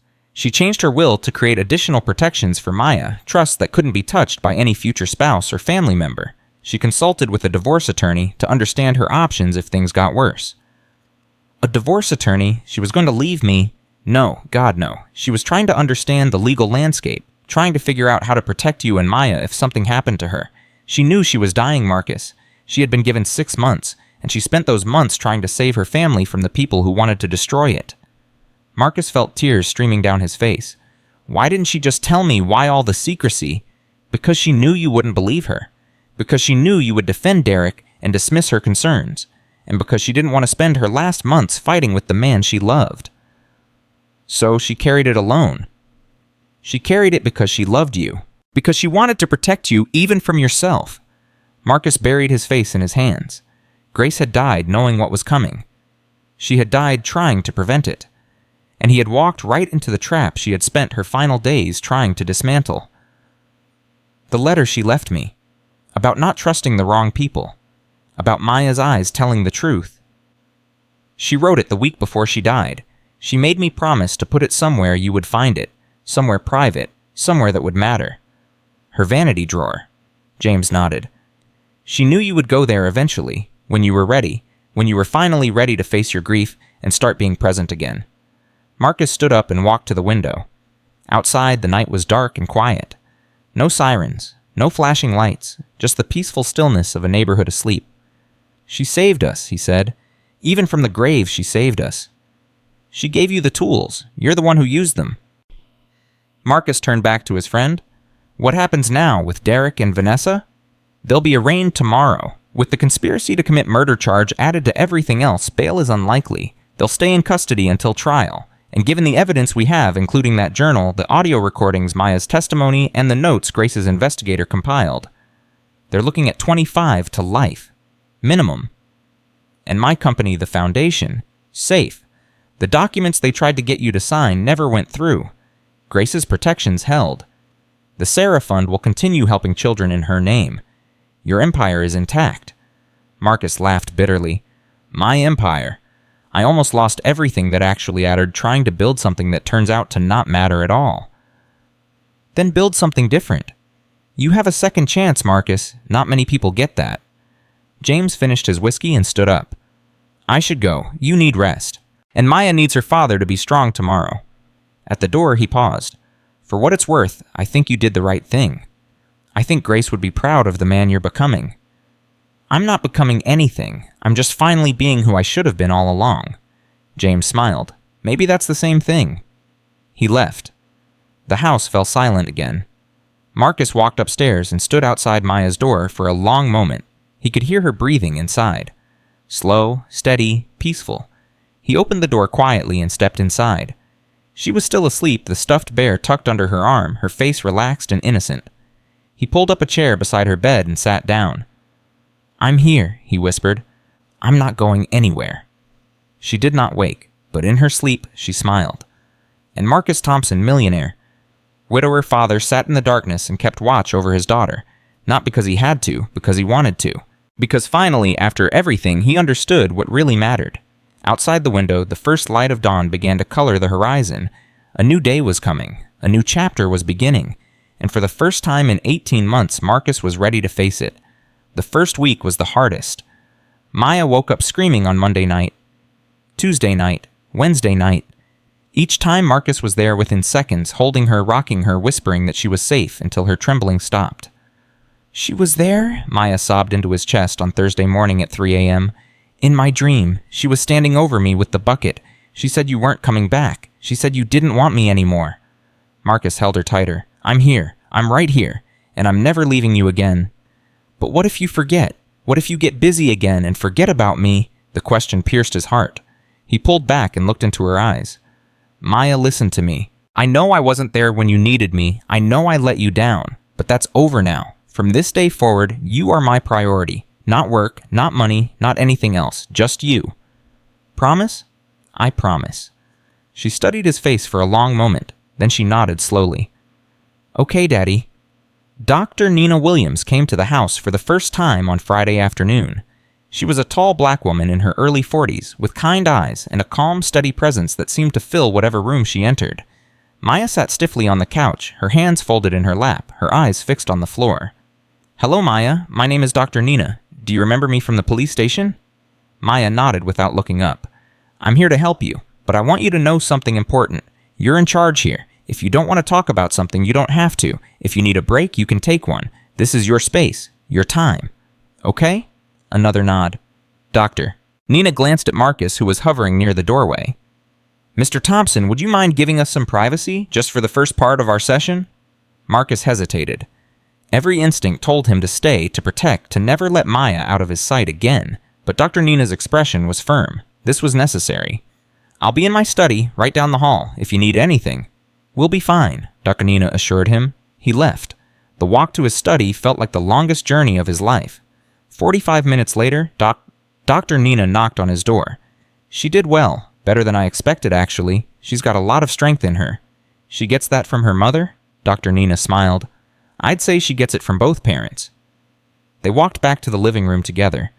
Maya was sitting in the same spot, but something had shifted. Her shoulders were less tense. Her eyes were brighter.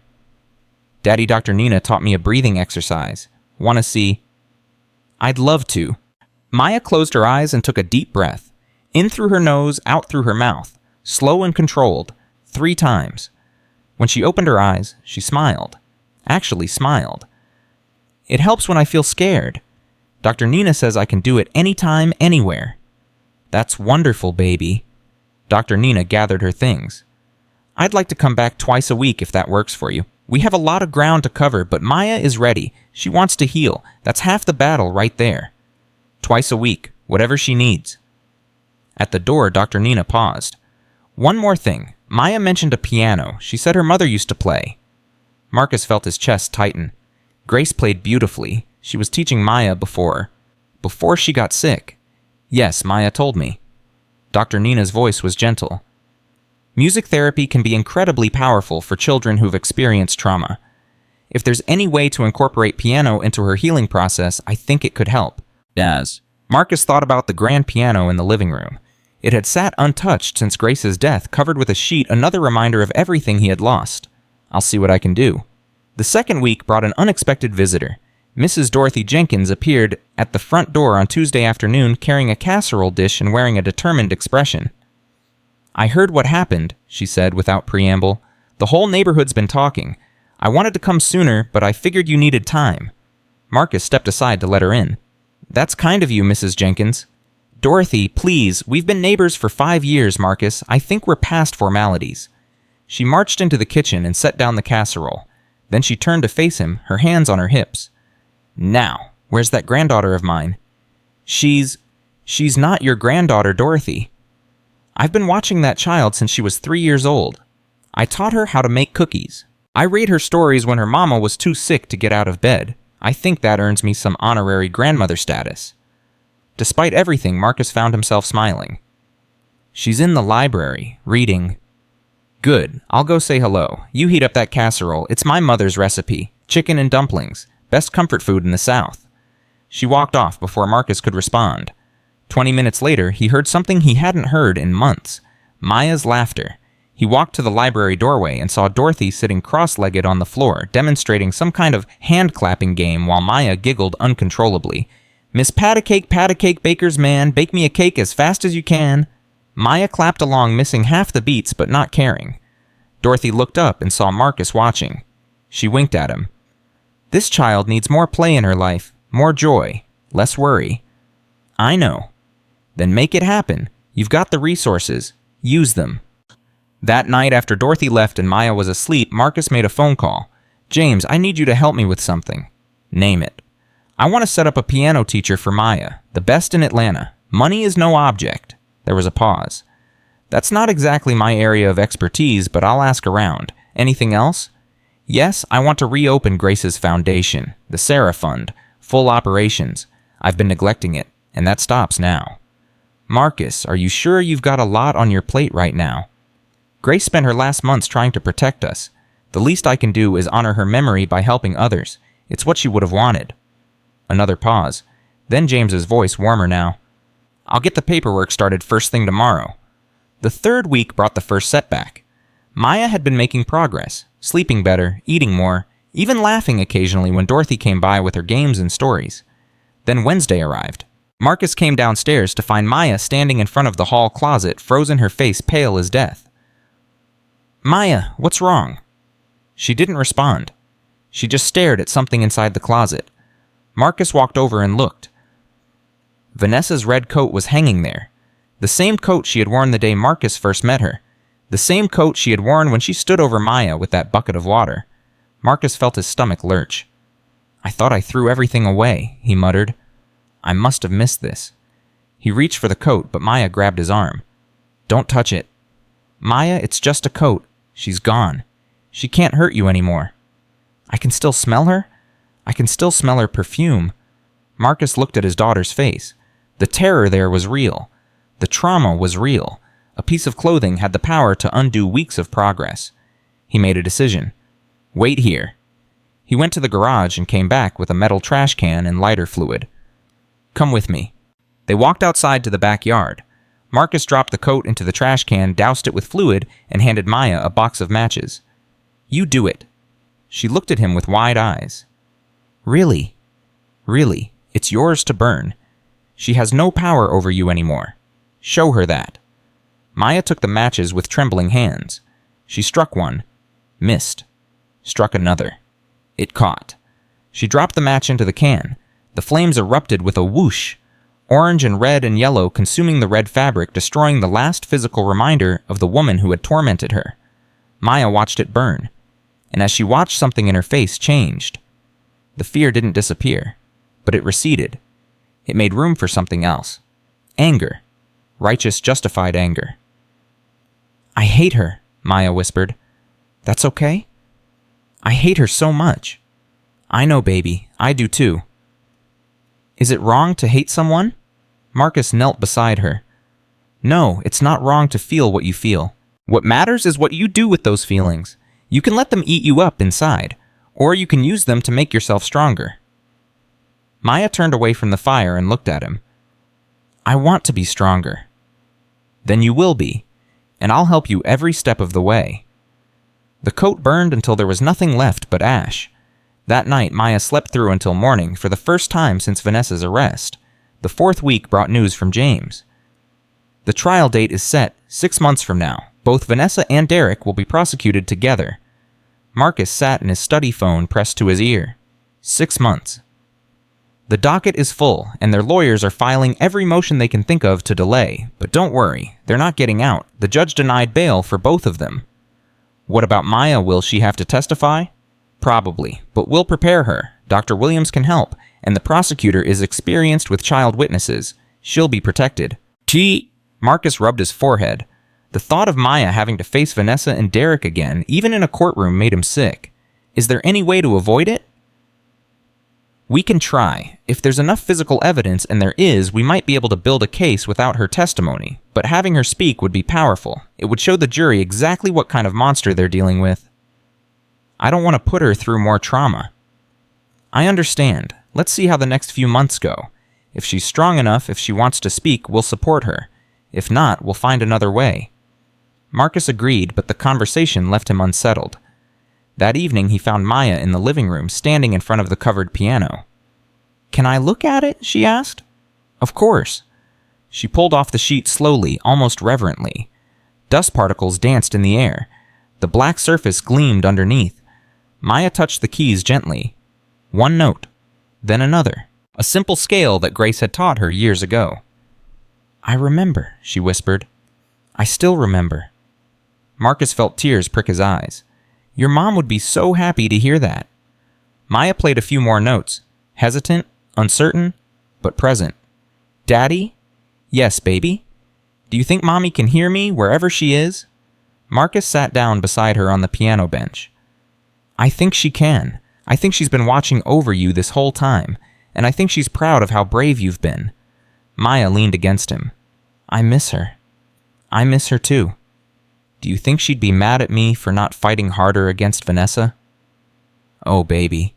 Marcus wrapped his arm around her. "Your mom would never be mad at you. She would understand. She would know that you did the best you could, and she would love you just as much as she always did." Maya was quiet for a moment. Then she sat up straight and placed her hands on the keys. "I want to play again. I want to learn all the songs Mommy used to play." "Then we'll find you a teacher, the best teacher in Atlanta." "Promise?" "Promise." The 5th week brought Mrs. Dorothy Jenkins back with a proposal. "I was a music teacher, before I retired. 32 years at Jefferson Elementary." They were sitting in the kitchen drinking coffee while Maya practiced her breathing exercises with Dr. Nina in the living room. "I didn't know that," Marcus admitted. "Most people don't. I don't advertise it. But I heard that little girl playing last week and I couldn't help myself. She's got talent, natural talent, just like her mother. She wants to learn. I was going to hire someone." Dorothy set down her coffee cup with a decisive click. "Don't waste your money. I'll teach her." "Dorothy, I couldn't ask you to." "You're not asking. I'm offering. There's a difference." She fixed him with a stern look. "That child needs more than technique. She needs connection. She needs someone who knew her mother who can share stories and memories while she learns. She needs continuity." Marcus considered this. "You knew Grace well. Better than you might think. She used to come over for tea when you were traveling. We'd sit and talk for hours, about music, about life, about Maya." Dorothy's voice softened. "She worried about you, Marcus. She worried that you were losing yourself in your work. She worried about what would happen to Maya if—" She didn't finish the sentence. She didn't have to. "I failed her," Marcus said quietly. "I failed both of them." "You did. But you're here now. That's what matters." Dorothy reached across the table and patted his hand. "Grace would be proud of the man you're becoming. Don't let her down again." The piano lesson started the following week. Maya was nervous at first, her small fingers stumbling over the keys, her frustration mounting with every mistake. But Dorothy was patient, endlessly patient. "Music isn't about perfection," she told Maya. "It's about expression. It's about taking what's inside you and letting it out through your fingers. Don't worry about the wrong notes. Worry about the feeling." Slowly, Maya began to relax. The scales became smoother. The simple melodies started to flow, and Marcus watched from the doorway, seeing glimpses of grace in every gesture, every tilt of Maya's head, every moment of concentration. The 6th week brought an unexpected development. Sheriff Frank called on a Thursday evening.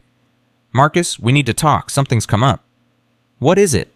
"It's about Derek. He's trying to make a deal." Marcus's grip tightened on the phone. "What kind of deal?" "He wants to testify against Vanessa in exchange for a reduced sentence. He's claiming she was the mastermind, that he was manipulated, that he never intended for things to go as far as they did." "That's ridiculous. He was in on everything from the beginning." "I know. But his lawyer is good, and the prosecutor is considering it. Derek's testimony could guarantee a conviction for Vanessa. Without it, there's a small chance she walks." "A chance? How?" "Her lawyer is arguing that the audio recordings were illegally obtained, that the search warrant was based on insufficient evidence. It's a long shot, but if the judge throws out the key evidence..." Marcus felt his blood run cold. "Vanessa could go free." "It's unlikely, very unlikely, but the prosecutor wants to eliminate any risk. Derek's testimony would seal the case." "What would he get in return?" 15 years instead of life, out in 10 with good behavior. 10 years. The man who had conspired to murder his niece could be out in 10 years. "I need to think about this." "Take your time, but not too much time. The prosecutor needs an answer by Monday." Marcus hung up and sat in silence for a long time. The thought of Derek getting any kind of deal made him sick. But the thought of Vanessa walking free was worse. Much worse. He called James. "I heard," James said before Marcus could speak. "Frank called me too. What are you thinking?" "I don't know. I hate both options." "Then let me make it easier for you. Derek's testimony isn't just about the abuse charges. It's about the murder conspiracy. He has details that Vanessa's journal doesn't include. Meeting dates, locations, financial records. With his cooperation, we can build a case so airtight that no lawyer in the world could punch a hole in it. And in exchange, my brother gets to live most of his life as a free man." "Your brother will be a registered felon. He'll lose everything. His career, his reputation, his connections, and he'll have to live with what he almost did for the rest of his miserable life. Is that enough punishment?" "Maybe not, but it's better than watching Vanessa walk." Marcus closed his eyes. He thought about Maya, about the terror in her eyes, about the scars that might never fully heal. "Tell the prosecutor I agree to the deal, but I want conditions." "Name them." "Derek never contacts Maya, ever. No letters, no calls, nothing. If he tries, the deal is void and he goes away for life." "Done." "And I want him to apologize, in court, in front of everyone. I want him to admit exactly what he did and why." "That might be harder to guarantee, but I'll push for it." "Push hard." He hung up and went to find Maya. She was in the living room with Dorothy working on a new piece. Something simple, something beautiful. Marcus stood in the doorway and watched her play. Whatever happened with Derek and Vanessa, this was what mattered. This child, this music, this moment of peace after so much pain. He would protect it with everything he had. The 7th week brought a breakthrough. Maya was practicing alone in the living room when Marcus heard something that stopped him in his tracks. She was playing Grace's song. The lullaby Grace used to sing every night before bed. The melody Grace would hum while cooking dinner or folding laundry or just sitting quietly by the window. Marcus had not heard that song since the funeral. He walked into the room, slowly afraid to disturb her. Maya's eyes were closed. Her fingers moved across the keys with a confidence that hadn't been there a week ago. The melody flowed from her imperfect but recognizable beautiful in its sincerity. When she finished, she opened her eyes and saw her father standing there with tears streaming down his face. "That was Mommy's song," she said. "Mrs. Dorothy taught me." Marcus could not speak. He just walked over and held her. "Did I play it right?" "You played it perfectly." They held each other for a long time, the echo of Grace's melody still hanging in the air. Later that night, after Maya was asleep, Marcus called Dorothy. "Thank you," he said, "for teaching her that song." "Don't thank me. Grace taught me that song years ago. She made me promise to pass it on if anything ever happened to her." Dorothy's voice was thick with emotion. She knew Marcus. Somehow she knew. She always knew more than she let on. "That's because she loved you too much to burden you with her worries." Dorothy paused. "She was a remarkable woman, and she raised a remarkable daughter. Don't ever forget that." "I won't, I promise." The 8th week brought the first real test. Maya was scheduled to give a formal statement to the prosecutor's office. Not testimony exactly, but a videotaped interview that could be used in court if she was unable to appear in person. Dr. Nina prepared her for days. They practiced breathing exercises. They role-played questions and answers. They talked about what it would feel like to see the camera, to know that strangers would watch her words. On the day of the interview, Maya was quiet, withdrawn. Marcus could see the fear creeping back into her eyes. "You don't have to do this," he told her as they drove to the courthouse. "If it's too much, we'll find another way." Maya shook her head. "I want to do it. I want to tell them what she did, so she can never do it to anyone else." "That's very brave of you." "I'm not brave. I'm scared." "Being scared and doing it anyway. That's exactly what brave means." The interview lasted 2 hours. Marcus waited outside, pacing, checking his phone every 30 seconds, driving James crazy with questions. When it was finally over, Dr. Nina came out first. She was incredible, calm, clear, honest. The prosecutor said it was one of the strongest victim statements she's ever seen. Then Maya emerged looking exhausted, but proud. "I did it, Daddy. I told them everything." Marcus swept her into his arms. "I am so proud of you, so incredibly proud. Can we get ice cream?" Despite everything, he laughed. "We can get all the ice cream you want." They went to Maya's favorite place, a little shop on Peachtree Street that Grace used to take her to after doctor's appointments. They ordered sundaes with extra sprinkles and ate them on a bench outside, watching the city go by. "Daddy, Fonit?" Maya said between bites. "Yes, baby." "Do you think I'll have to see her again at the trial?" Marcus chose his words carefully. "Maybe, but if you do, you won't be alone. I'll be right there beside you, and so will Dr. Nina, and James, and Sheriff Frank. You'll have a whole army of people who love you." Maya considered this. "Like superheroes." "Exactly like superheroes." She smiled, a real genuine smile that reached her eyes. "Then I'm not scared anymore." Marcus felt something shift in his chest. Pride, love, hope. His daughter was healing. Slowly, imperfectly, but healing. And so was he. The 9th week brought unexpected news. James called early on a Monday morning, his voice tight with barely contained excitement. "It's over. Vanessa pled guilty." Marcus nearly dropped his phone. "What?" Her lawyer finally convinced her. The evidence was too strong. The video statement from Maya was devastating. She's taking a plea deal. 35 years, no possibility of parole. 35 years. Conspiracy to commit murder of a minor, multiple counts of child abuse, financial fraud. She'll be in prison until she's 70 at least. Marcus sat down hard on the nearest chair. And Derek, his deal is going through. 15 years out in 10. He's already been transferred to a minimum security facility. So there's no trial.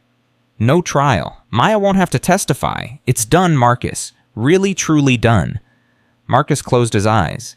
He thought about Vanessa in her red dress standing over his daughter with that bucket of water. He thought about Derek's false smile and poisoned words. He thought about the journal with its plans for Phase 3. Justice had been served. Not perfectly, not completely, but served. Marcus, you still there? I'm here, I need a minute. Take all the time you need. You've earned it. That night, Marcus told Maya the news. She listened quietly, her face unreadable. So she's really going away forever. For a very, very long time. She'll be an old woman before she gets out, and even then, she'll never be allowed near you. There are laws that protect you now. Maya was silent for a moment. Then she asked a question that surprised him. Do you think she's sorry for what she did? Marcus considered lying, telling her what she might want to hear. But Dr. Nina had taught him the importance of honesty even when it was hard. I don't know, baby. Some people never learn to be sorry. Some people are just broken in ways that can't be fixed. That's sad. It is sad. But I'm not sad for her. Maya's voice hardened. I'm glad she's going to prison. I'm glad she can't hurt anyone else. Is that wrong?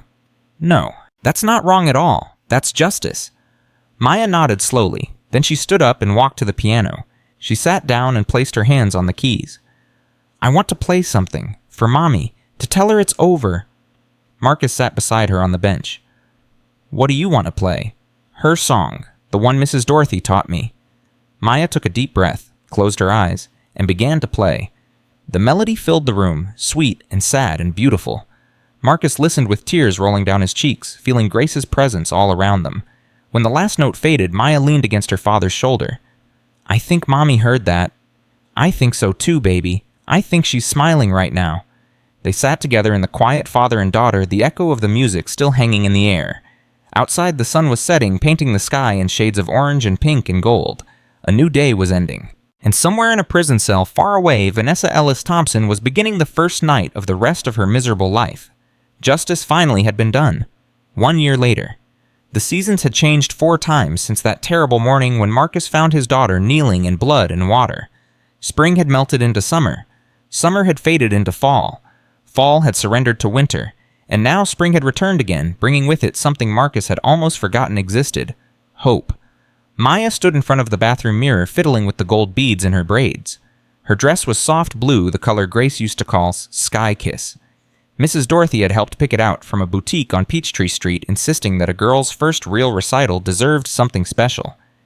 Daddy, I can't get this one to stay. Marcus walked over and examined the troublesome bead. His fingers were clumsy, too big for this delicate work, but he had learned. Over the past year, he had learned so many things he never thought he would need to know. There, got it. Maya turned to look at herself in the mirror. Her eyes widened. I look like Mommy. Marcus felt his throat tighten. She did look like Grace. More and more every day. The same high cheekbones, the same determined chin, the same spark of mischief hiding behind those serious brown eyes. You look like yourself, he said. And yourself happens to be beautiful. Maya smiled, a real smile, the kind that had been so rare a year ago and now appeared more often than not. Are you nervous? Marcus asked. A little. Mrs. Dorothy says butterflies are good. She says they mean you care about something. Mrs. Dorothy is a wise woman. She also says if I mess up, I should just keep going. She says the audience never remembers the mistakes, only how you made them feel.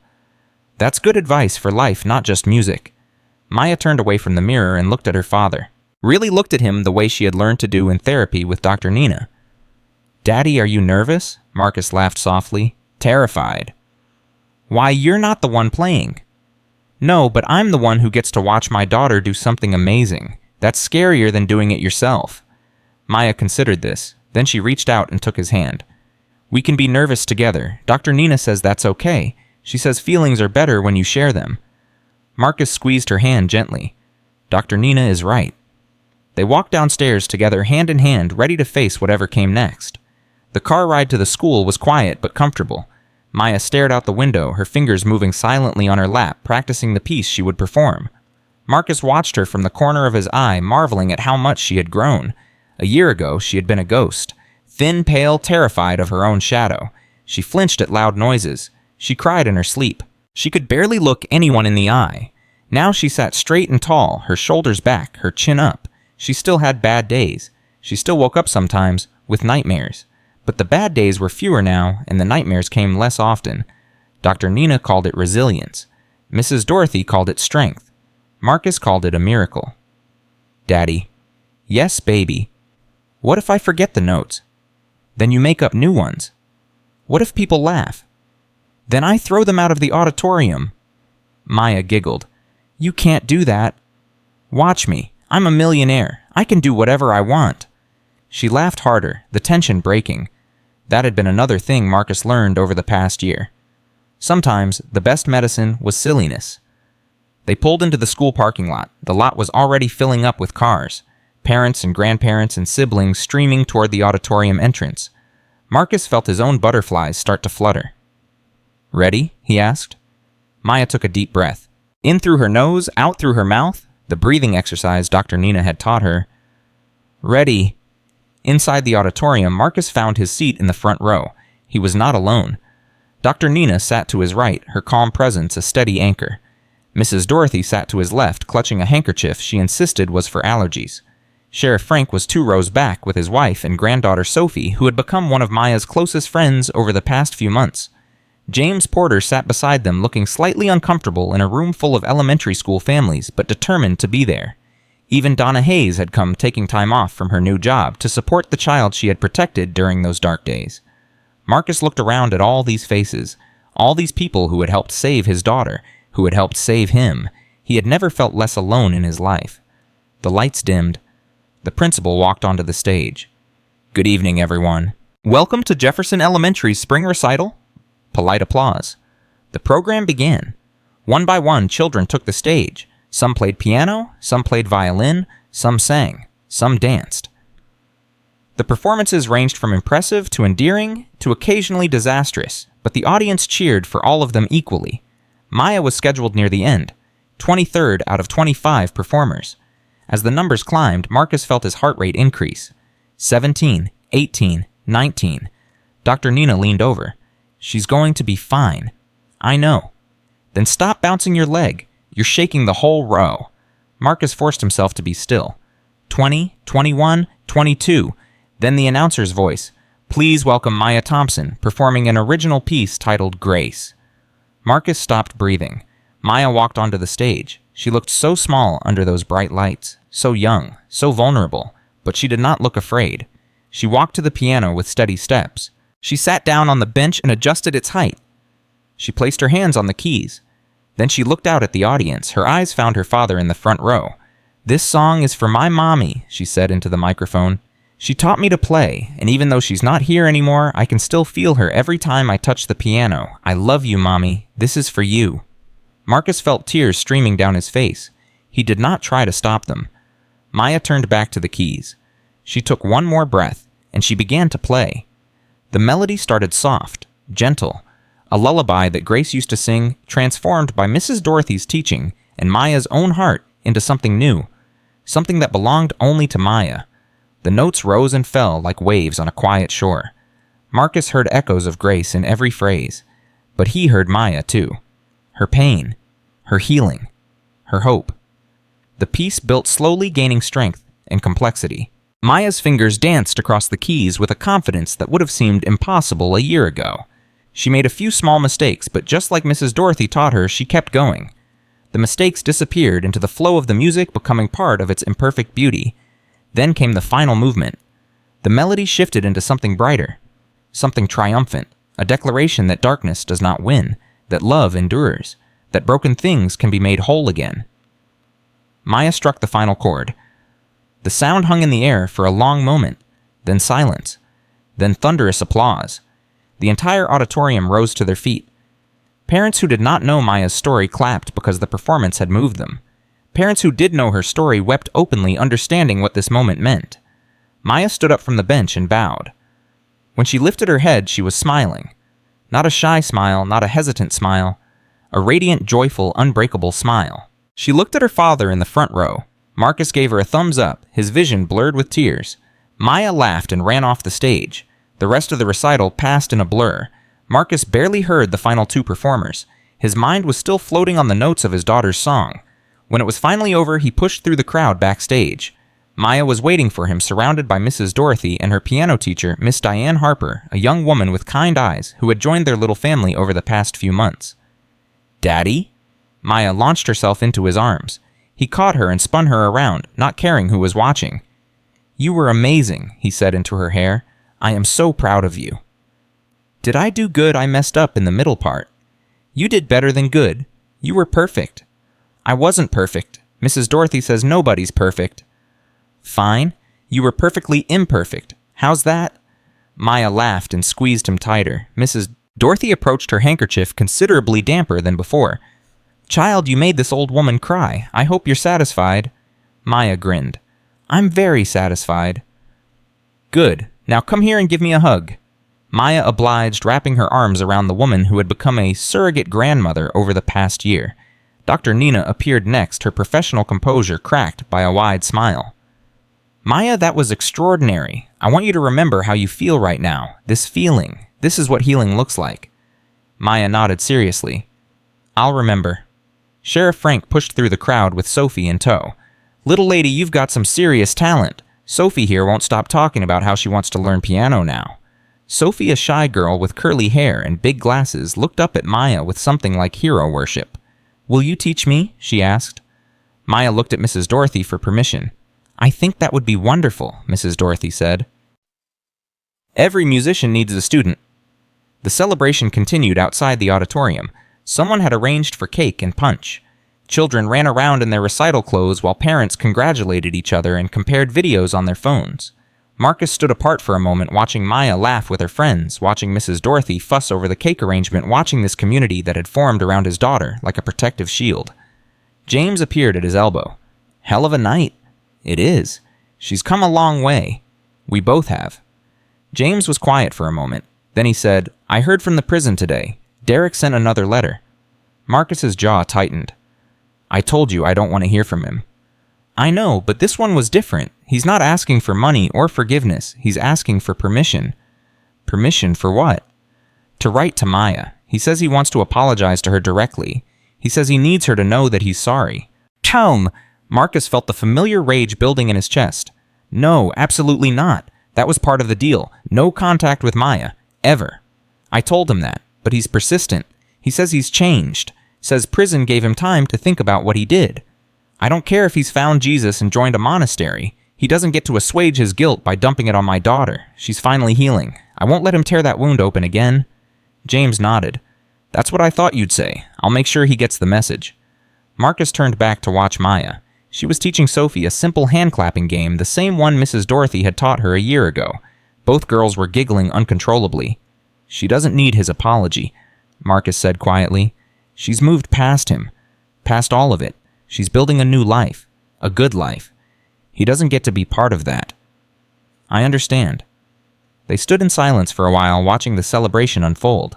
Then James said, "There's something else, something I've been meaning to tell you." "What?" "Grace's foundation, the Sarah Fund. The numbers came in this week. In the past year, we've provided scholarships to 47 girls from disadvantaged backgrounds, medical assistance to 12 families dealing with childhood illness, and we've established partnerships with 3 hospitals to improve care for pediatric patients." Marcus turned to look at his friend. 47 scholarships. 47, and that's just the beginning. The fundraising gala you organized last month raised more money than any previous event. People want to help Marcus. They want to be part of Grace's legacy. Marcus felt a complex mix of emotions: pride, grief, hope. "She would have loved this," he said. "She always wanted to help more, to do more. She used to say that privilege was only valuable if you used it to lift others up. She was a remarkable woman. She was. And I spent so many years not seeing it, not appreciating it." Marcus shook his head. "I wasted so much time." "You're not wasting it now. That's what matters." Maya ran over breathless and flushed with excitement. "Daddy, Sophie's mom invited me for a sleepover next weekend. Can I go? Please, please, please." A year ago, Maya would never have asked for a sleepover. A year ago, the thought of being away from Marcus for a single night would have sent her into a panic. "We'll talk about it later, but I don't see why not." Maya squealed with delight and ran back to share the news with Sophie. Mrs. Dorothy approached cake crumbs on her dress. That child is going to be just fine, she said, watching Maya skip away. More than fine. She's going to be extraordinary. She already is? Yes, she is. Mrs. Dorothy turned to face Marcus directly. And so are you, young man. I want you to know that. Marcus blinked. What? You heard me? A year ago you were lost, broken, drowning in grief and guilt. I watched you stumble around this neighborhood like a ghost, avoiding your own daughter because looking at her hurt too much. Her voice softened. But you found your way back. You fought for her. You changed for her. That takes courage. Real courage. I didn't have a choice. She needed me. Everyone has a choice. Most people choose the easy path. You chose the hard one. Mrs. Dorothy reached up and patted his cheek. Grace would be proud of you. I know because I'm proud of you and I have much higher standards than she did. Marcus laughed despite himself. Thank you, Dorothy, for everything, for being there for Maya, for the piano lessons, for the stories about Grace, for all of it.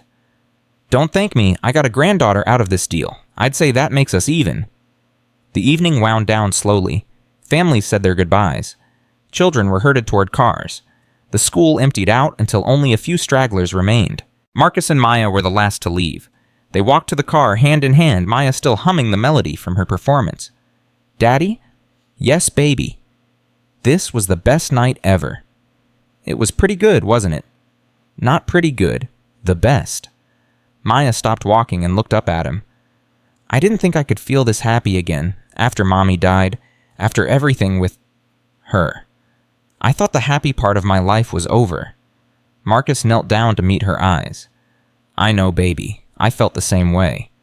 But I was wrong, and you were wrong. Happy isn't over. It's just different now, like... She searched for the right words. Like a song that changes key. It's still music. It's still beautiful. It's just not the same as before. Marcus stared at his daughter. 7 years old. 8 now, he reminded himself. Her birthday had been last month. 8 years old, and already wiser than most adults he knew. When did you get so smart? Maya grinned. I've always been smart. You just weren't paying attention. He laughed and pulled her into a hug. Fair enough. I'm paying attention now. I know you are, Daddy. I know. They drove home through the quiet Atlanta streets. The city lights sparkled in the darkness like earthbound stars. Maya fell asleep halfway there, her head resting against the window, the stuffed bear Dr. Nina had given her clutched in her arms. Marcus pulled into the driveway and sat for a moment looking at the house he had almost lost. The house where Grace had laughed and loved and eventually died. The house where Vanessa had inflicted her cruelties. The house where Maya had learned that adults could be monsters.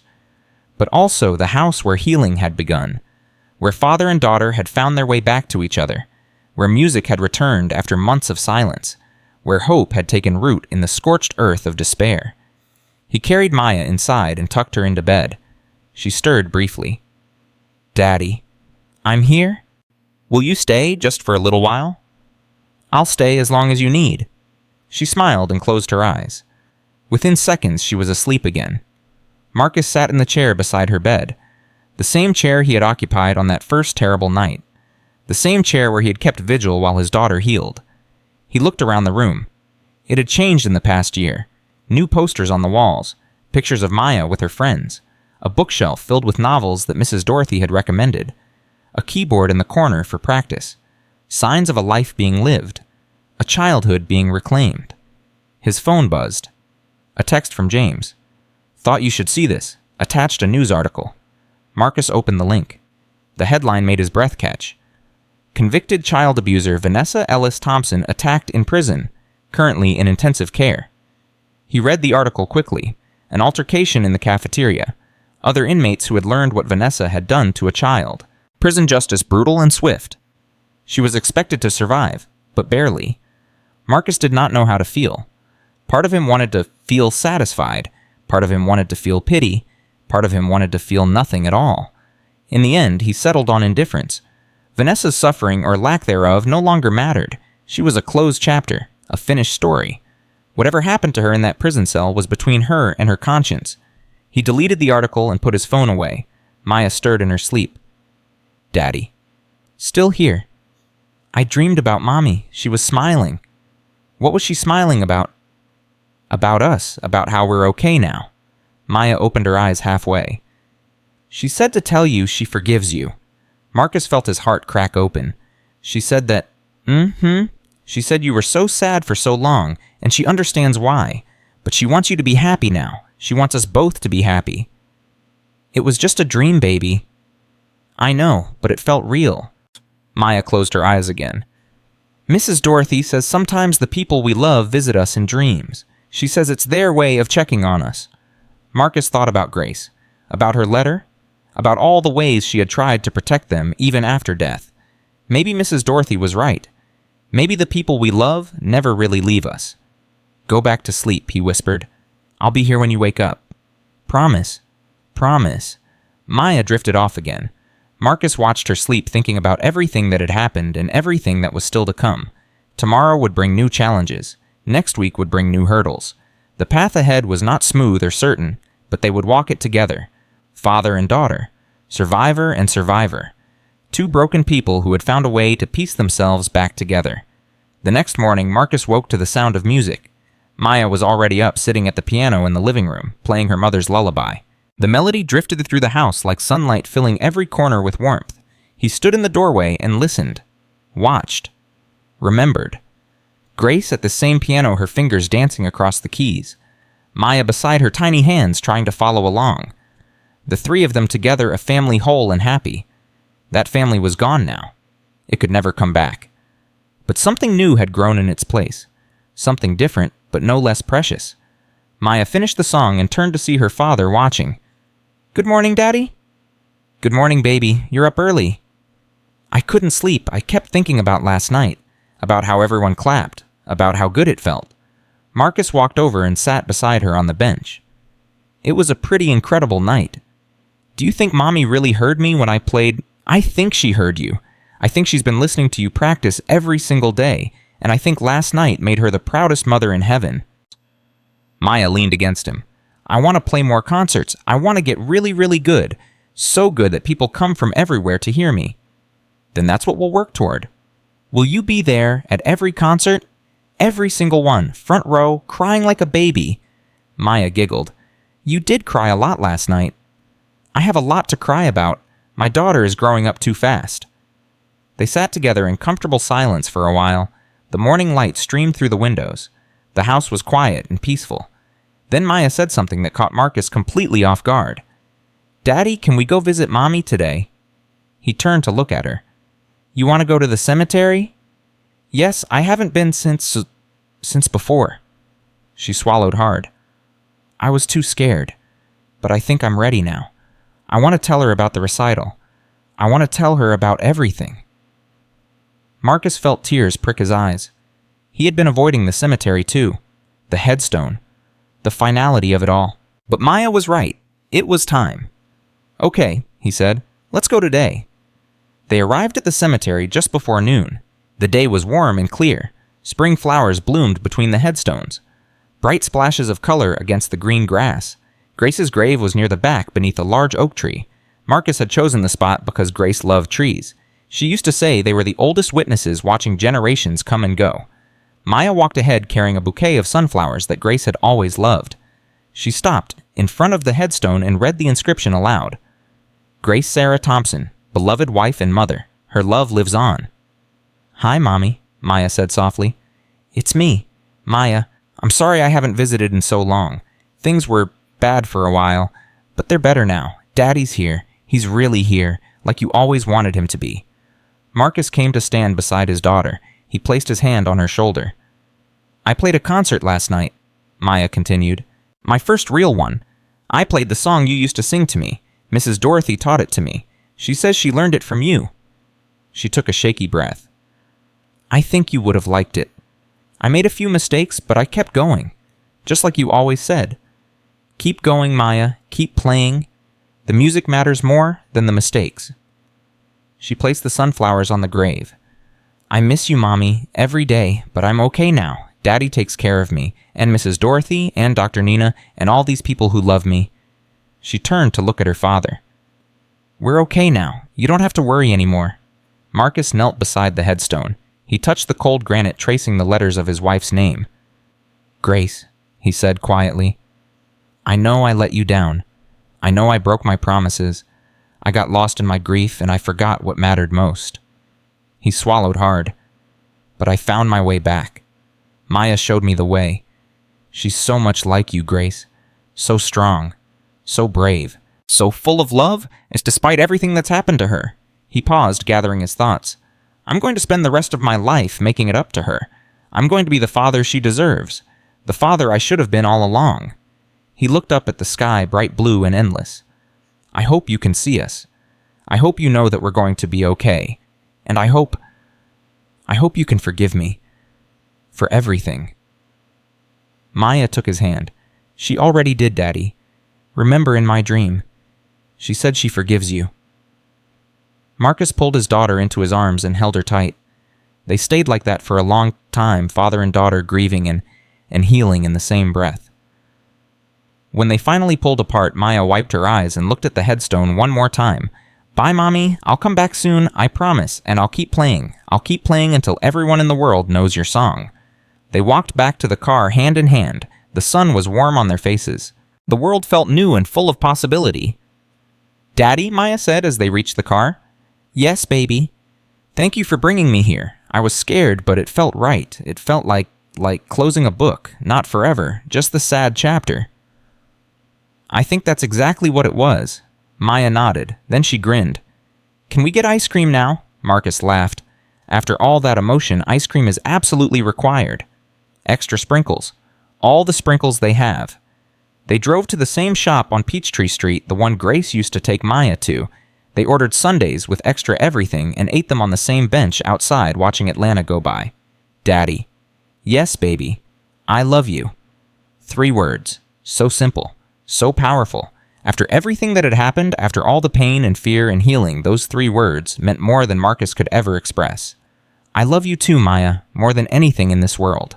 She smiled and went back to her ice cream.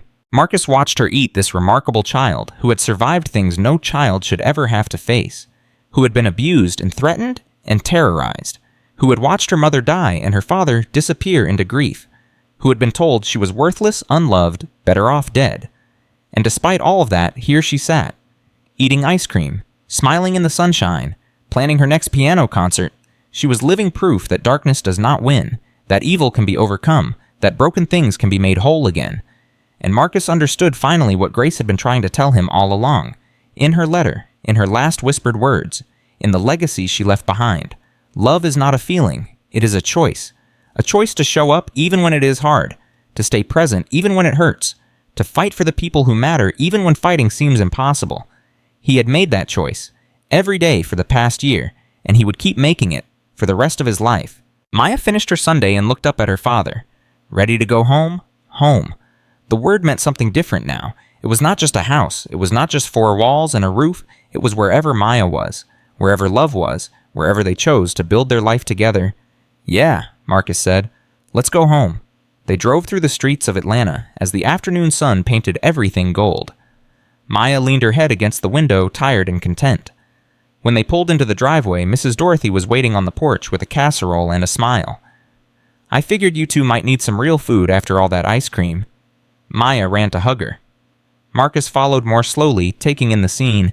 His daughter laughing, his neighbor fussing, his home waiting. A year ago, he had stood in the same spot and felt nothing but emptiness. Now he felt full, overflowing, grateful beyond words. That night, after dinner and dishes and Mrs. Dorothy's departure, Marcus sat with Maya on the porch. The stars were coming out one by one. "Daddy, do you think we'll always be okay?"